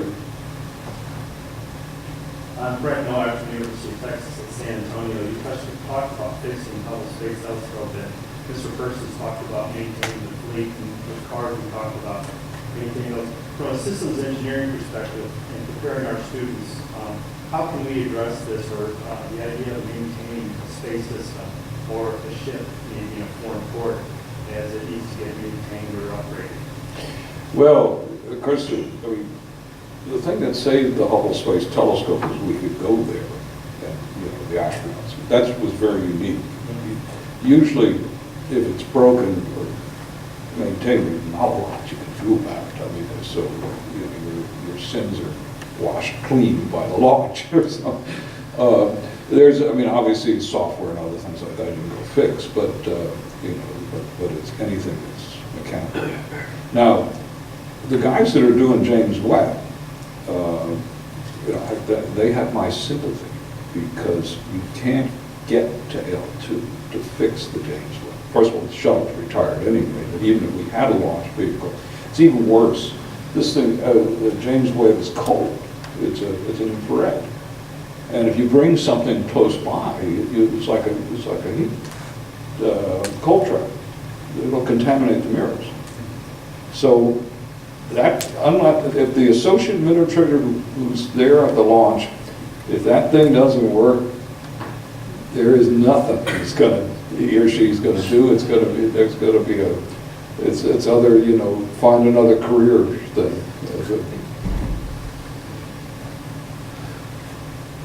Hi, David Kevich, MIT. Can you comment on, the recent news about how the commercial sector and space are kind of going down that path of relying more on the commercial sector and not really relying on in-house expertise, and how this fits in what you're Well, you sort of have it's a complicated question. Let me see if I can give you a simple one. Historically, NASA, of course, satellites, things have been built primarily by industry. There are some that are done in-house. JPL does Mars things in-house, so the only people who do it, but James Webb is a Northrop Grumman contract and so on, under the supervision of NASA. So that's historic. And NASA has also historically bought launch vehicles, usually through military contracts. Atlas is United Launch Alliance and so on, which is Lockheed and Boeing. And so that's kind of always going on there. What's making the news these days is that when it came to launching humans in space, NASA did it. NASA built the shuttle, and NASA was, and to some extent, still trying to put people, build a rocket to replace the shuttle. But there's been this push to try and get commercial folks to develop launch vehicles that could, in fact, eventually do that. SpaceX is the company that's very large, very visible in this thing. Now, my own judgment is kind of fun to watch what's the joke? How do you make a small fortune in space start with a big one?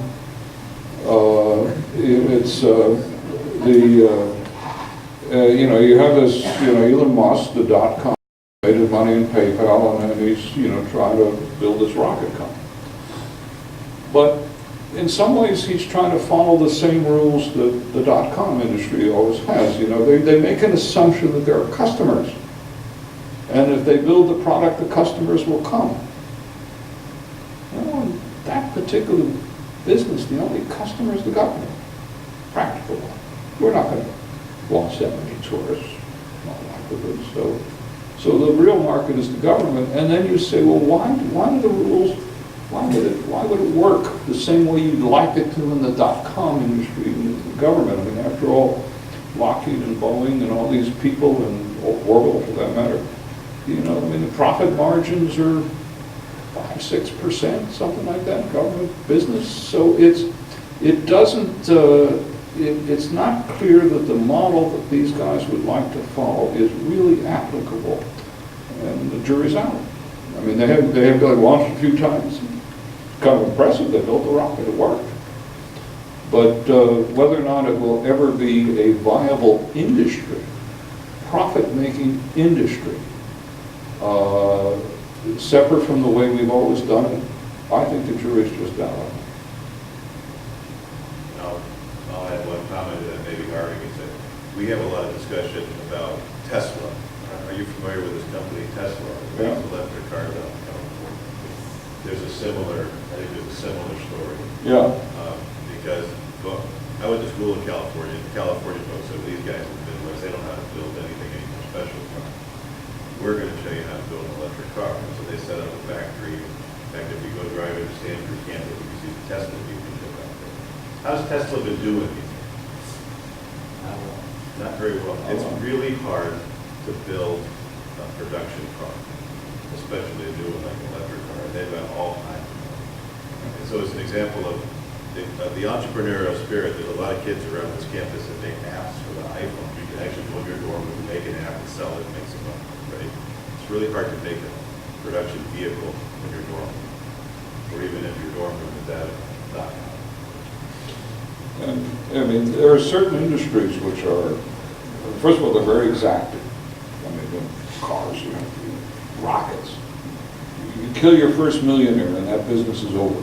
You know, I mean, that's it. And so you've got to be, and it's not as if the companies involved in this were fools and idiots all these years. I mean, you know, I mean, GM and Ford and Boeing and Lockheed and Orbital. I mean, you know, these people were delivering a product that the country needed, and making, you know, profitable industries out of this stuff.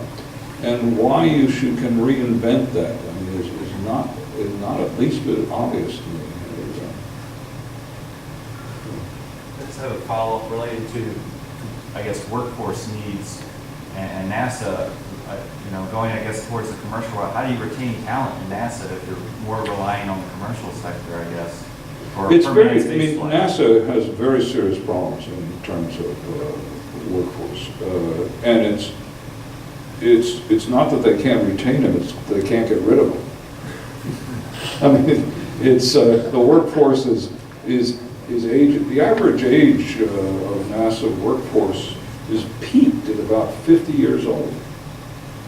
Used to be double peaked, but then people actually did die. But there are more people who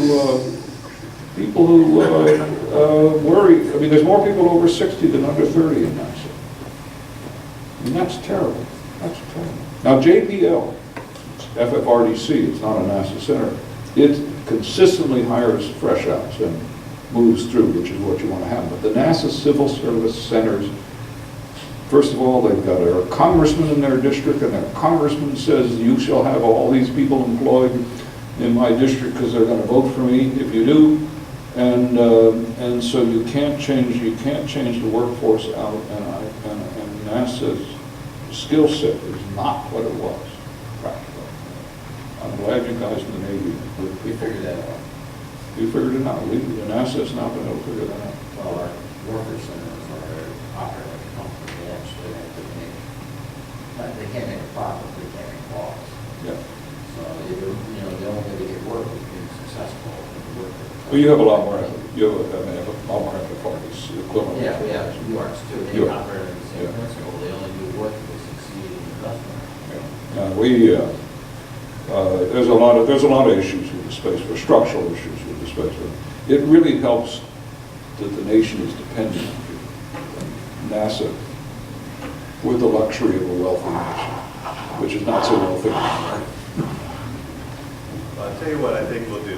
We'll take a little break here. We'll have Brian speak afterwards, and we'll have a bit of a discussion. So how about 10 minutes, and then we can, thank you.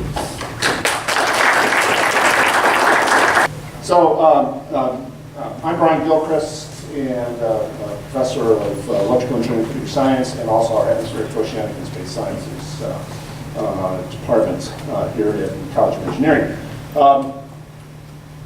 A few years ago, we were able to convince the university to invest about $750,000 between the university and the college in creating something that we now call the multidisciplinary design program.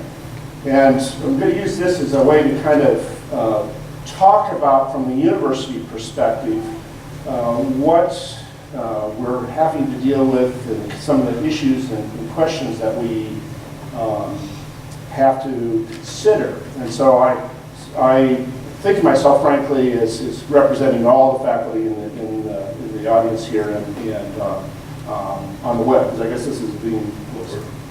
It will be on the web, okay. Because really some of the perspectives and issues, all universities are having the same challenges as we have to keep the educational vehicle going down the road and yet talking about how we do things differently in the 21st century in terms of engineering education as compared to what we did in the 20th century. And oh, by the way, we're 10 years into this century, and we damn well better be moving right along. So that's where I'm going to come from. And I guess I'll throw one other little interesting comment that I've run onto that kind of puts some perspective to this. One of our former presidents of the university, Jim Duderstadt, came from engineering, nuclear engineering faculty, and had been dean of the college and president of the university, and has gone on to spend a very successful ending of his career being involved in really looking at big picture issues for a variety of topics, including engineering education. And so I was talking to Jim about this program here a couple of years ago, and he said, Brian, and I was all excited about some of the things we're doing. He said, Brian, you realize that at a university, change comes one grave at a time. And you know, I saw, when he said it, I guess I could realize and understand this. It was a little disappointing at the time.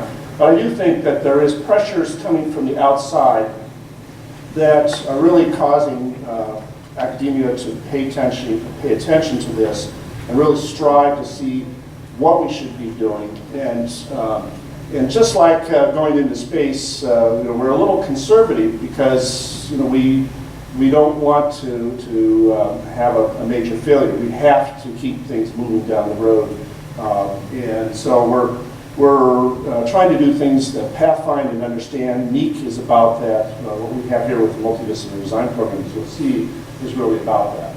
I was going to comment that we talk about it from multidisciplinary design, but those are our words. But this is really about dealing with complex engineered systems. As soon as you say multidisciplinary, you're almost immediately dealing with system-level issues that can be engineered systems that certainly can become very complex.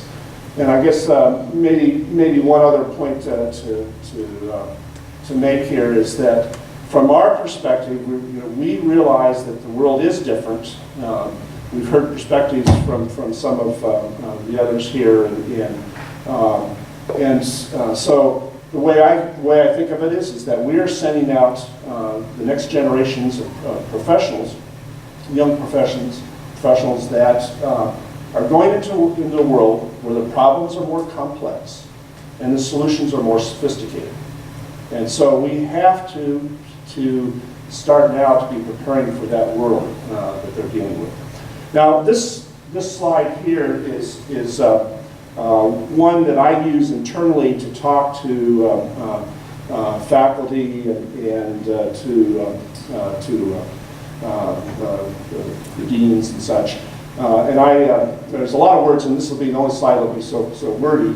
But I do want to answer the question for my colleagues of why is this important in terms of talking about educating engineering students for the 21st century.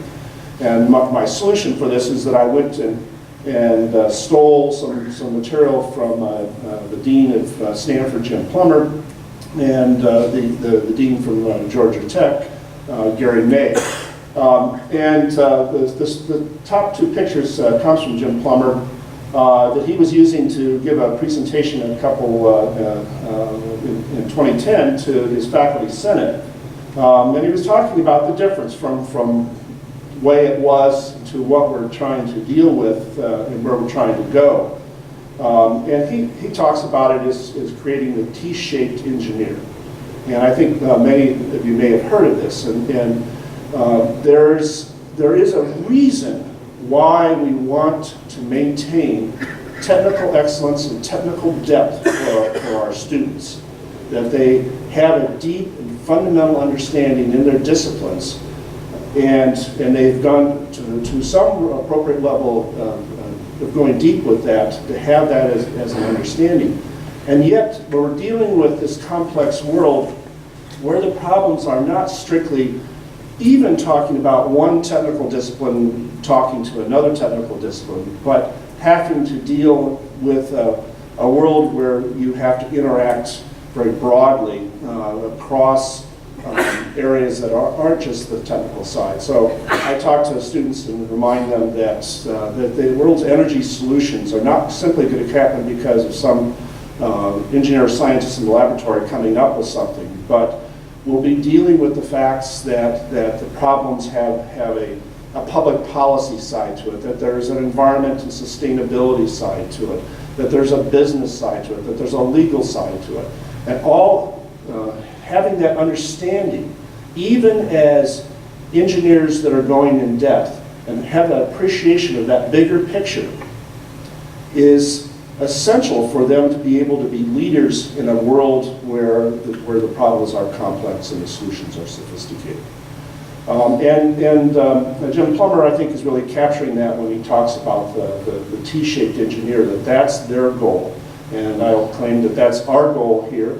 Gary May gave a nice summary of this in terms of what Georgia Tech is pursuing. Our objective must be to empower our students to be independent learners and fearless in the face of complex problems. The educational experience must maximize flexibility, have a multidisciplinary orientation, think systems if you will, and encourage thinking that facilitates the creation of solutions. And that's being more entrepreneurial, frankly.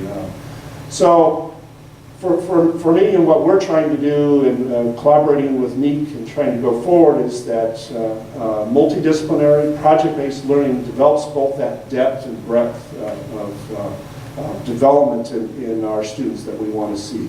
And frankly, this is not only at the undergraduate level, but also helping master's level students and even our PhDs to have that depth as well as that breadth. So this is the slide I use internally to my colleagues when I want to talk about what we're doing, why we're doing it. So our multidisciplinary design program, and I don't have a neat picture in here in one of the naval projects, but is trying to create opportunities for a wide range of project-based learning experiences for our students, and range from competition teams to building small spacecraft to social entrepreneurial type activities. So a wide range, to recognizing that we have a wide range of students here that we must engage. We try to also arrange this to get students thinking about being involved in these kinds of activities, not just as they're going out the door, but as an integral part of what they're here for, even as undergraduates, where they're walking in more as deer in headlight type of where they're at when they first walk in, but trying to encourage them to get engaged with experiences that will improve their level of experience and create a certain level of practical wisdom associated with them, plus other things like helping them guide where they want to go with their career, help to motivate what they're learning in their classroom. And I think that's a very important one. Also, these projects and experiences and activities, because you are in a multidisciplinary setting, you have to learn to be able to communicate across technical disciplines, and be able to establish a common understanding associated with that. And there's going to be things that you're going to have to learn that you're not going to get in your classroom from some lecture, from some professor. This is, we don't have a class called Lifelong Learning 101, and yet that is so important for what they are going to have to be able to go out into, a world where change is the standard, and that ability to adapt is so critical. So we want to put them in settings where they not only are forced to do it, but realize that they can do it and how they do it. And that's something really hard to have a lecture about. So there's a bit of throwing the student in the water and say, okay, you got to swim. It's better for them to have problems through this experience here rather than in their first job. So that's another aspect of getting them started so that they see those kinds, have experiences. Sometimes you learn more from your problems than you do from pure successes. I remember one of my professors in the labs that I took, and I was designing little radio circuits, and invariably my little microwave amplifier would oscillate and my oscillator wouldn't die. And I'd go into the professor and I'd say, it's not working. And he'd just sit back in his chair and he'd go, well, good. He was much more happy to see that you had problems than if they're just slapped together and work. So that's just a bit about the multidisciplinary design program itself. For our students, we're trying to create scenarios where they can be involved in creative, team-based engineering experiences, that we are thinking about this in terms of preparing them for their future work life, where we're dealing with giving them professional depth, systems perspective, and leadership skills. For our faculty and departments, we're about this pathfinding to learn how we need to be doing things different. So part of what we're doing is trying to help develop pathfinding models of design experiences. What NEEC is about is definitely that kind of thing. It's pathfinding for us all, right? We're very excited about what NEEC has been trying to pathfind. Developing tools and resources and frankly supporting research and major proposal initiatives. I talked to our faculty and departments is that we can help students be engaged in your research and major proposal initiatives. Again, a NEEC thing. So the program, and I'm not going to spend a lot of time about it, but what we've created is a program here that's got levels of participation and a variety of activities that we deal with. Broad-based engagement activities that can, where we connect with students maybe even on one or two specialized courses to give them information that helps them to be involved in things. Developmental levels where we have students involved in educational experiences where they're getting credit. So we're trying to help them figure out how to get credit for being involved in these projects. And for ourselves, we have from our Pinnacle side for the program, we have what's called the multidisciplinary design minor that I'll talk about. So it's a more focused and coherent structure to it. On a personal level, one of the things that we're going to try, what we're now working towards trying to do is go back out to the departments and say, how can we better integrate this into your degree program? So that's going to be some of the challenges between going into this next year for us is not only talking about a minor, but also how to better integrate these activities. By the way, this minor, I'll make a comment. Well, I guess I have a slide that'll say it, so I'm going to move on to, I'll talk about that in a moment. In terms of real-world projects, this is just trying to give you a sense of the kinds of different ways that we engage, from competition teams, student-initiated projects, externally sponsored projects where industry and government labs, FFRDCs, are doing things, so the NEET fits certainly into that. MDE is our internal word for the capstone course, major design experience. Take what is our required one semester capstone course typically. Some departments have a sequence of one or two connected courses that's part of their major design experience, but allow the students to take what they've been doing there and extending the projects, integrating an external activity into a major design experience. One of our student teams put a small nanosatellite together, it's in orbit now. They designed the antenna system as part of a capstone design course that was dealing with radio wave link design, and so we integrated back in that way. And then also interconnecting with research PhD-driven projects. Georgia Tech has a VIP, vertically integrated projects, I guess I want to say, and it's undergraduates, graduate students connected together with faculty on some focused research is an example also around that. This is just a quick, all the projects that our students are involved in, where the students are getting credit for, in one way or another, for being involved in these projects. These projects range, as I said, from the competition activities to sustainability issues, to industry-driven projects. There's some FFRDC projects in here. We have one where a team of a mechanical engineer, electrical engineer, computer scientist, and a behavioral scientist is designing a research joystick for chimpanzee research. Interesting days. And so this is the multidisciplinary design program. It has 15 credits, and I'll talk about that in just a moment, based primarily on significant hands-on design experiences. It's open to all graduates, undergraduate students in engineering, business, our liberal arts and sciences, our arts and design, and architecture. We may have others, schools and colleges. So when we talk about multidisciplinary, we really are talking about trying to connect across not only electrical and naval and mechanical working together, but really talking about a bigger picture. And so creating those opportunities where a behavioral scientist can be part of a project and is the kinds of things that we also are really trying to push.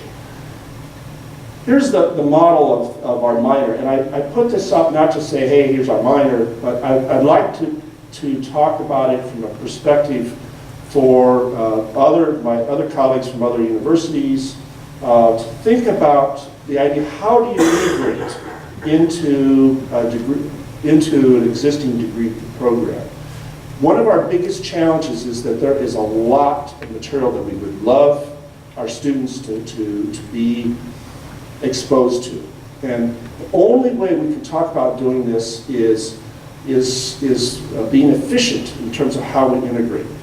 As a Pathfinder, we could create a minor and allow students to focus on this as a kind of an add-on. Some of the credit hours for our engineering students, it still fits under their degree program, but there may be some hours here that exceed the degree program, but we're giving them a minor for it and such. But if you think about this, trying to integrate into what a student is learning, what we would argue is you don't try to push it all up at the far end on the right-hand side as they're going to graduation, that you are integrating it along the way. And some departments have done some of this very well. Design and mechanical engineering, for example. Here at Michigan, our mechanical engineering department has a 200 level, a 300 level, a 400 level course that there is some connectedness to it. But our view is that we want to see the students involved in some kind of complete experience. We refer to a design, build, test. the MIT CDIO type model where you conceive right all the way through. We would like the students to see the whole process. And we'd like to get them to have done it quickly and early. And so part of our freshman courses, there is, we have what's called Eng 100 that every freshman has to take. And many of those sections of that have a design build test experience associated with it. So now they've seen the whole thing. They've got a perspective. We go, and I'm going to skip over the next one and go to the far right, where we have, for the minor, max requirement of at least 7 credits, which forces this to be at least a 1-year activity. And it's our multi-term major design build test activity. This is the pinnacle. This is where they really are engaged over a period of time. Some students are involved in projects for a couple of years or longer. The cornerstone course in between there is a breadth requirement that for us, for the minor, we say it needs to contribute to your major design build test activity, but it cannot be a degree requirement for your degree. It has to be something that isn't required. It gives you a perspective, a different angle or different understanding about your project that you will need. That'll be a resource. We have students going to Ghana to do health engineering activities, and the faculty that's involved in that has preparatory courses, has them go take some engineering, health-related preparatory courses for them to be going into that kind of environment. Now, there's one additional box here that I want to highlight, and we call it peer mentoring and leadership, and you see it as a feedback loop for projects that are ongoing. It's a way to have the more senior students engaged to train the next generation of students. So there's a sustainability aspect to it. And for my colleagues that say, Brian, this is really great stuff, but we just don't have the time. Part of that is well, we're having our own students be part of the educational process. But from the student's perspective, this is a med school model: see one, do one, teach one. Okay, so they get the chance of what's the best way to learn something is to teach it. Okay, that's part of this. But we discovered there was another angle to this that's very important, and that is, as we surveyed our students that were leaving here and had been out in industry, yes, they got the experience, but some of them had never really taken the time to reflect and really integrate in their own mind what they had been learning and understanding. So for us, that feedback in there is a time for reflection on what they're learning, to really kind of integrate and let what they've been learning to gel and get organized in their own mind. So that's another angle to it. So that's, I put up as a minor, but I also suggested that this is the kind of model that you would want to figure out how to do in terms of trying to integrate into degree programs. Now, integrating in curriculum, some of the things that we do, so we said we want to get students involved early and along the way. Well, there's a timing issue here in terms of when they're being involved in project-based learning, when it would be nice to have certain pieces of information and understanding the knowledge. It would be best, of course, right, that we'll have the students take all these important courses that will deal with systems thinking, program management, and this and that, and then they can go do their design project. No, that's not what, we need them to be doing this all along, so they have the time to get all this organized in their mind. So there are aspects that it's useful to have what we'll call teaching modules, that it's kind of just-in-time education, that when they're ready for it, and maybe they are even in the water, not quite sinking, but really in the thick of things, and now I wish I could understand how to do this better. So part of what we're doing is creating what we'll call teaching modules that are short introductions on such items as customer requirements and design, translating customer requirements into functional design, project management, product development process, how to run an effective design review, for example. And many of these things, Harvey and some of our other faculty have been instrumental in trying to pull this together. But it isn't just those things. Team dynamics. They're going to be in a world where they need to work in a very an environment where teaming is very important. But this is real world. I mean, we're talking about projects with deadlines, and we're not just talking about a paper study. They really have to come up with something. And so the pressures and stresses are important. So team dynamics, we provide Myers-Briggs testing just for them to understand, hey, there's different personalities. Conflict resolution, there's going to be conflicts.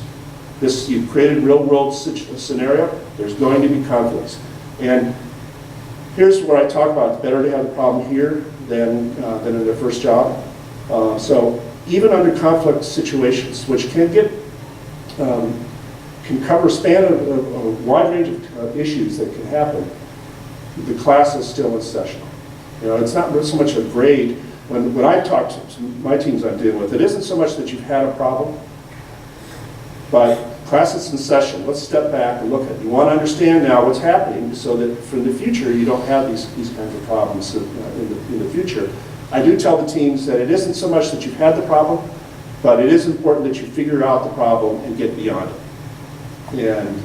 But anyway, so team dynamics, supplemental training such as quick introductions to CAD, back to this lifelong learning, etc., where they want to get going, and maybe they're going to take a course in a couple of years, but they want to get going in it, or they're an electrical engineer and they're not going to take a mechanical CAD class, so but they want to have some exposure to it. So those are some of the things we do. So it's a bit about talking about just-in-time learning to get students started early, but help to develop that deeper understanding of what we're doing about. A deeper understanding, if you will, on the horizontal portion of that T-bar as they're going diving deep for their technical depth.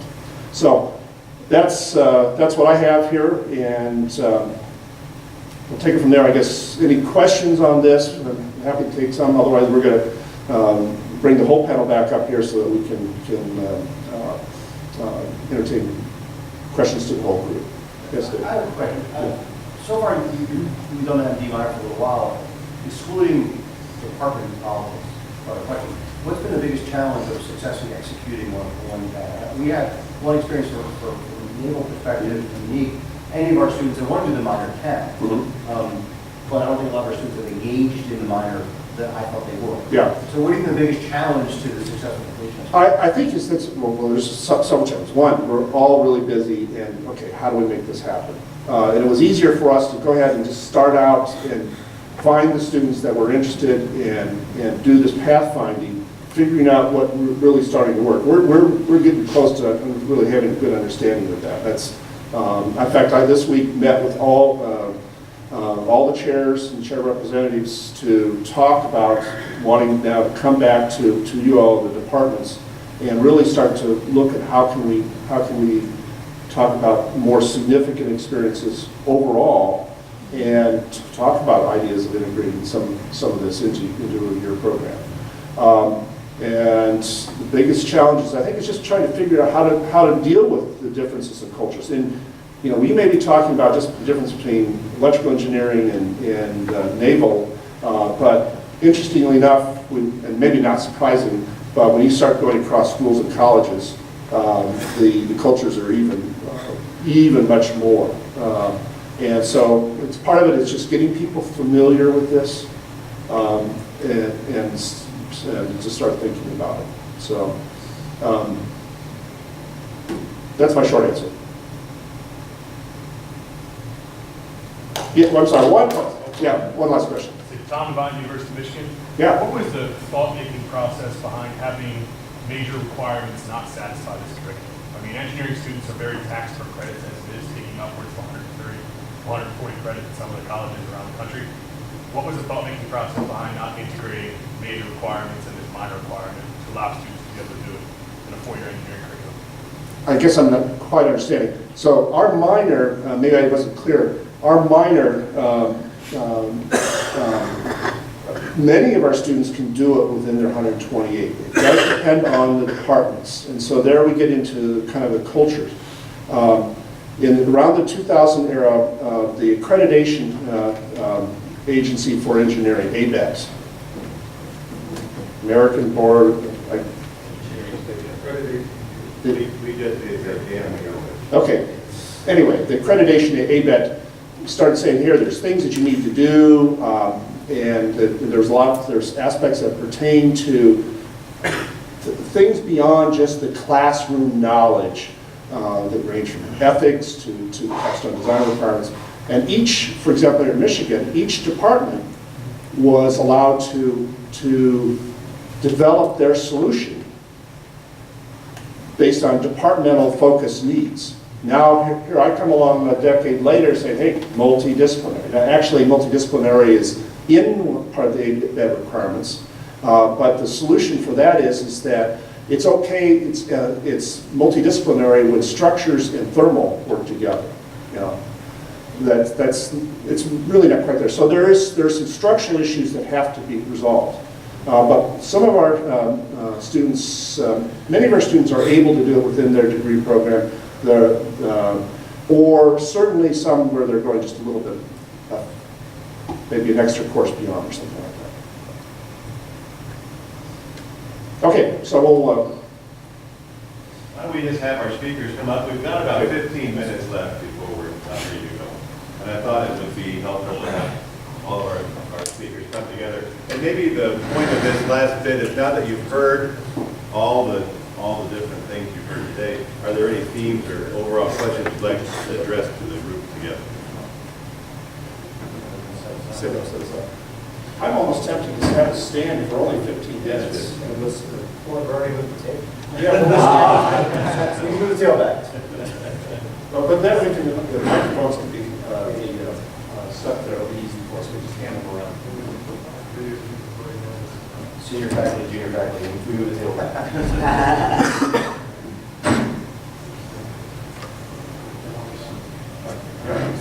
And then you have the microphones here, so we'll still use those, but we'll just take them out of the, this is,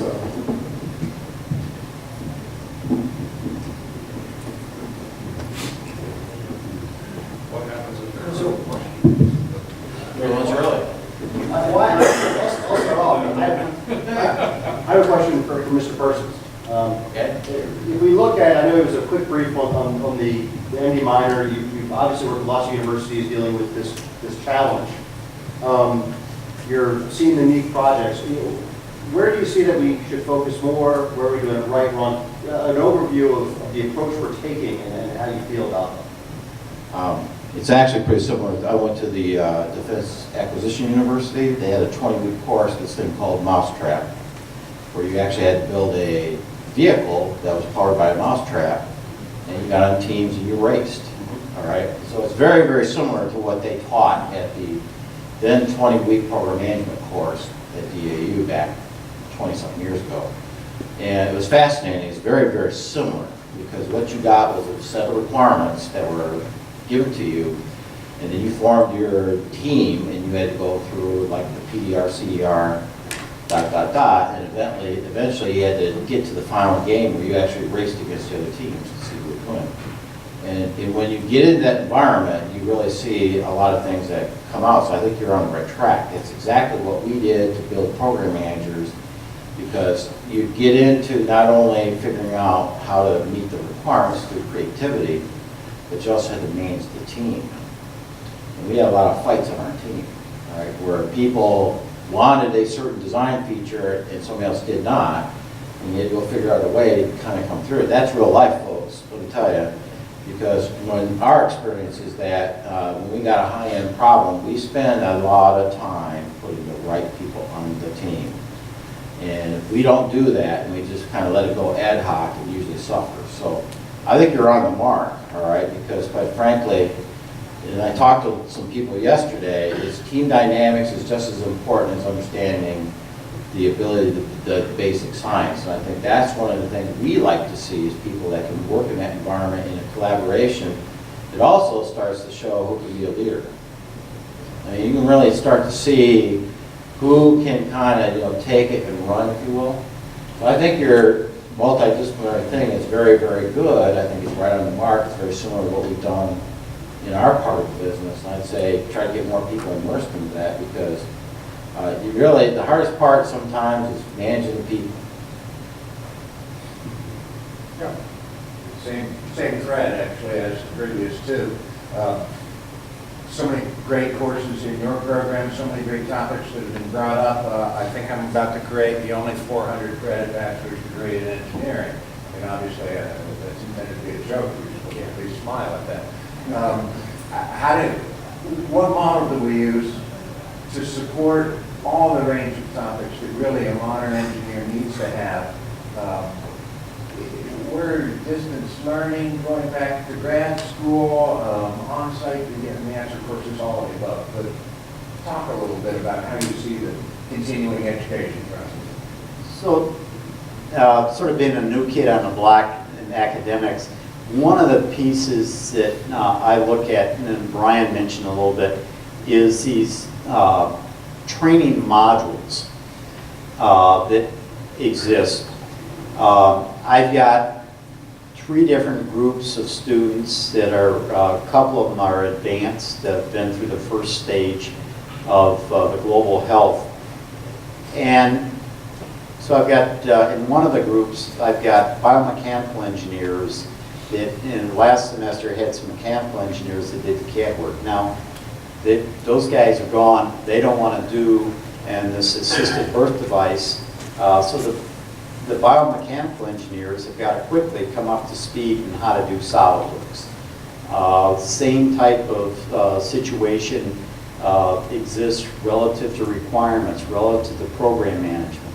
This afternoon, Michigan's had for years solar car teams that go down to Australia and race. They do very well. They always come in third. Now, there's a new formation team and they want to move to the next level. And a colleague and I are going to spend a couple hours this afternoon beginning to say, have you thought about the set of requirements and we're going to drive through requirement expansions?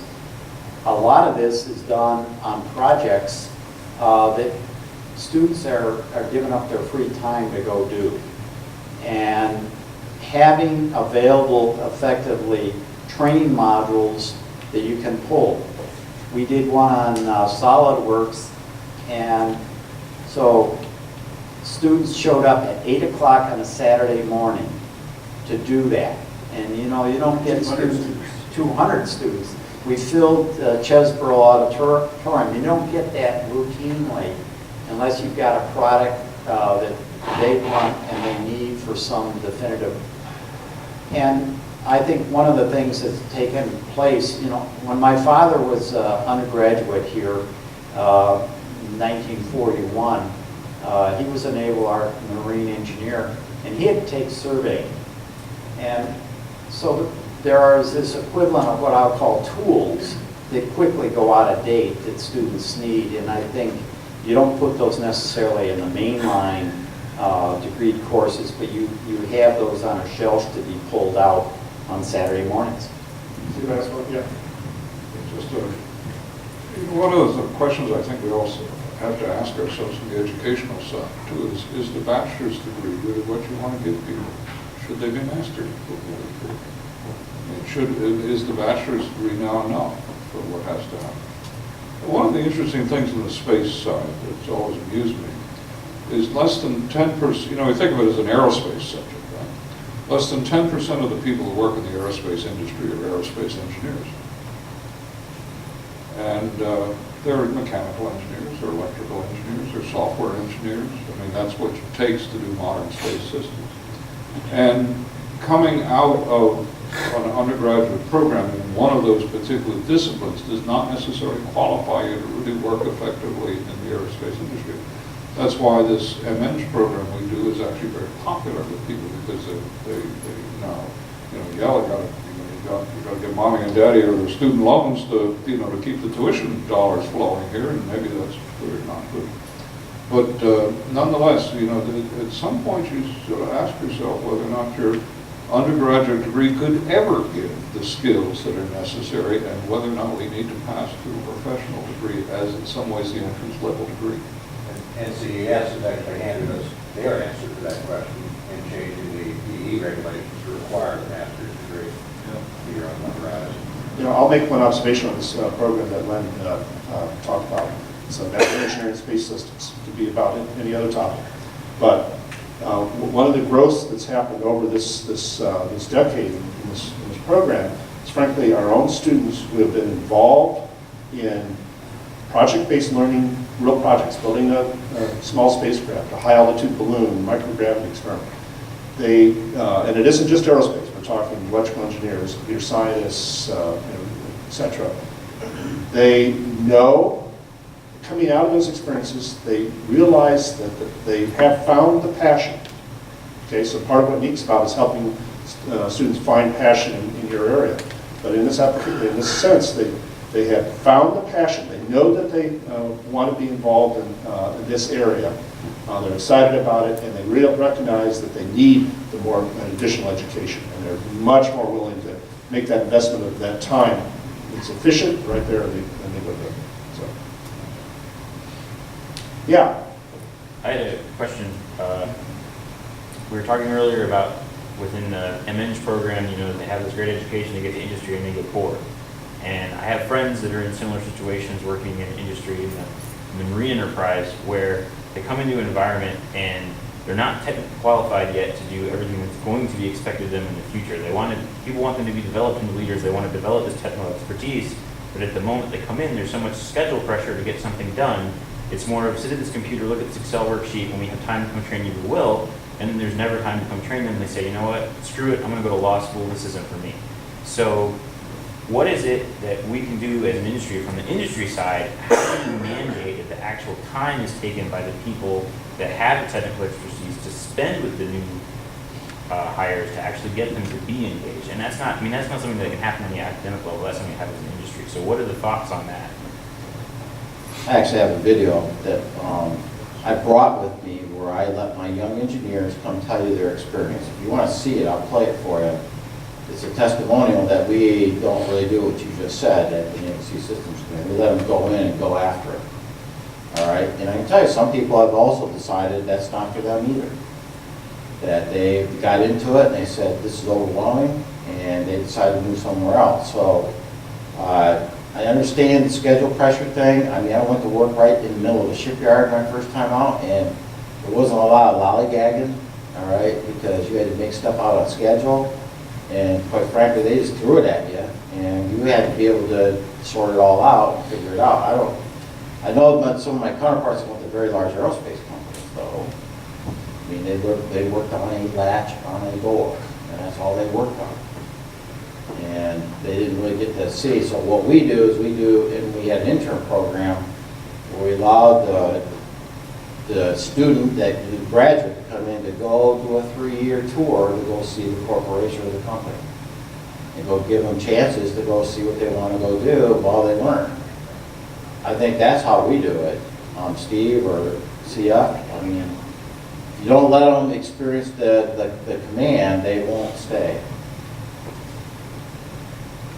Just to follow up on that, on the aerospace side, the companies that I think do it well are the ones that say, okay, well, the message you convey to the person that you hire, if you're happy with the hiring, it wasn't just cannon fodder, you got some of the best in the brightest, is you say to them, look, I'm interested in your career here, and I want to make sure your career progresses by having you do things, learn things, and so on. And that you sort of monitor that process. And if they don't succeed, well then, you make them go away. But if you treat them as employees that you want to have be successful in your company for decades to come and evolve into your leadership position, and you provide them with the challenges necessary to do that, even if it's working on one thing when it's you know, you explain to them, this is what I need right now, and this is the experience you're going to get doing this, and so on. But you do some, in a sense, career counseling as part of your going through the program, and I think that gives people the challenges that they want. If they simply say, well, I'm occupying the desk, and you know, I can see the horizon up there, there's some important people along the way that I may never get to know, I mean, they're not nearly as likely to become valuable and enthusiastic employees in your company. Great.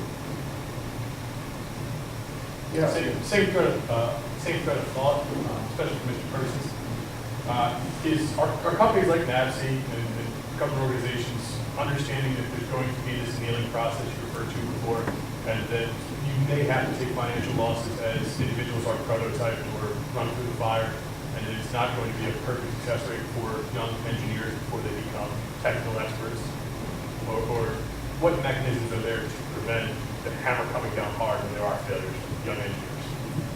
Well, I think it goes back to the mentoring part of the business. All right, you don't, you know, one of the things you don't want to do is throw somebody into a job that you know they're not going to succeed. Okay, so I can tell you with our younger engineers and when we had our intern program that the government took away that we're trying to get back, we actually place a senior person with that individual, and then we give them projects and let them go, and then we watch and monitor over them. You just can't say, go do something, don't give them the tools or the support mechanism, because quite frankly, that's not, you know, you can do the sink or swim, and that's a strategy, but you gotta be very careful with that, because quite frankly, if you do the sink or swim, you've gotta be ready with the life preserver to help pull them back out. And so there's a little bit of this that you gotta kind of watch in action. So the biggest thing I gotta do is I gotta get my more senior people to be engaged with the younger people, and we had a very bimodal workforce about 5 years ago. Everybody was, I think grandparents were teaching their grandchildren because we didn't hire in the middle. And we had to kind of come through some cultural things there that to better understand the differences. But I think we've gotten better at that to where we now let them experience it, but someone's watching. And the key is because I go back to the leader and said, why did you let that individual fail? All right, and that's where somebody has to step up in a leadership position, like in supervision. I mean, the critical jobs in our organization are the first line supervisors. That's my intention wherever you work, because they're the ones right there watching the work being done. And I'm talking about engineers, trade people, or whatever. And that's what those people have to do, is they're watching, coaching, and making sure that people are, you know, on track to what they go do. You know, I think we also have something on the education side that we have to be careful with it. And this is going to, these comments are going to put me in the old curmudgeon category. You know, we used to walk up the hill to the launch pad, both directions, you know, in the snow, sort of thing. But you worry sometimes about the sort of mental attitudes of people in the generation that's coming out. There's a lot of our educational system these days, and just in life, where there's an attitude that says, I got the prize because I showed up. And the question is, I think those of us who are older in this business, the primary motivation in our life was fear of failure. You know, we didn't necessarily have situations where we were confronted with opportunities or success was showing up, and you know, bad things could happen here. And so I think we have to ask ourselves, are we creating even in the right mental attitude of people as they go out into the workforce? Because that mismatch can take place when you get your first job, and maybe, you know, we were interviewing first Michigan Aerospace, my little company on the other side of town. We were interviewing a person to be an electrical engineer in our company. He was a young fellow. And the first question was, do I have to work more than a 40-hour week? Well, I'll tell you, the first thing you ought to learn about interviewing process is that's not the question you ought to ask. But on top of it, it was just, you know, that's what my expectation is. Rather than, and we said, obviously, we're a small company and you work as many hours as we need you, period, on the discussion.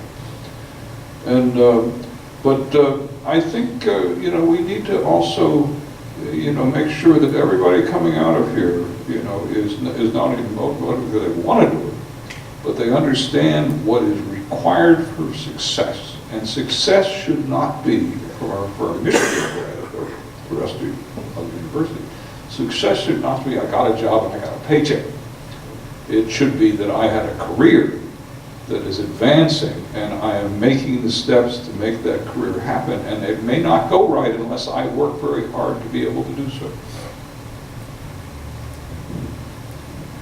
I was going to just add a little bit to that, because you also heard me talking about allowing for some failure on the projects here, have problems. But I think one of the things about having the real-world project-based learning experiences is that it's easy to cover over and almost deny that there was problems when it's just simply a paper study. But when you have a real deadline and there's something that you want it to work,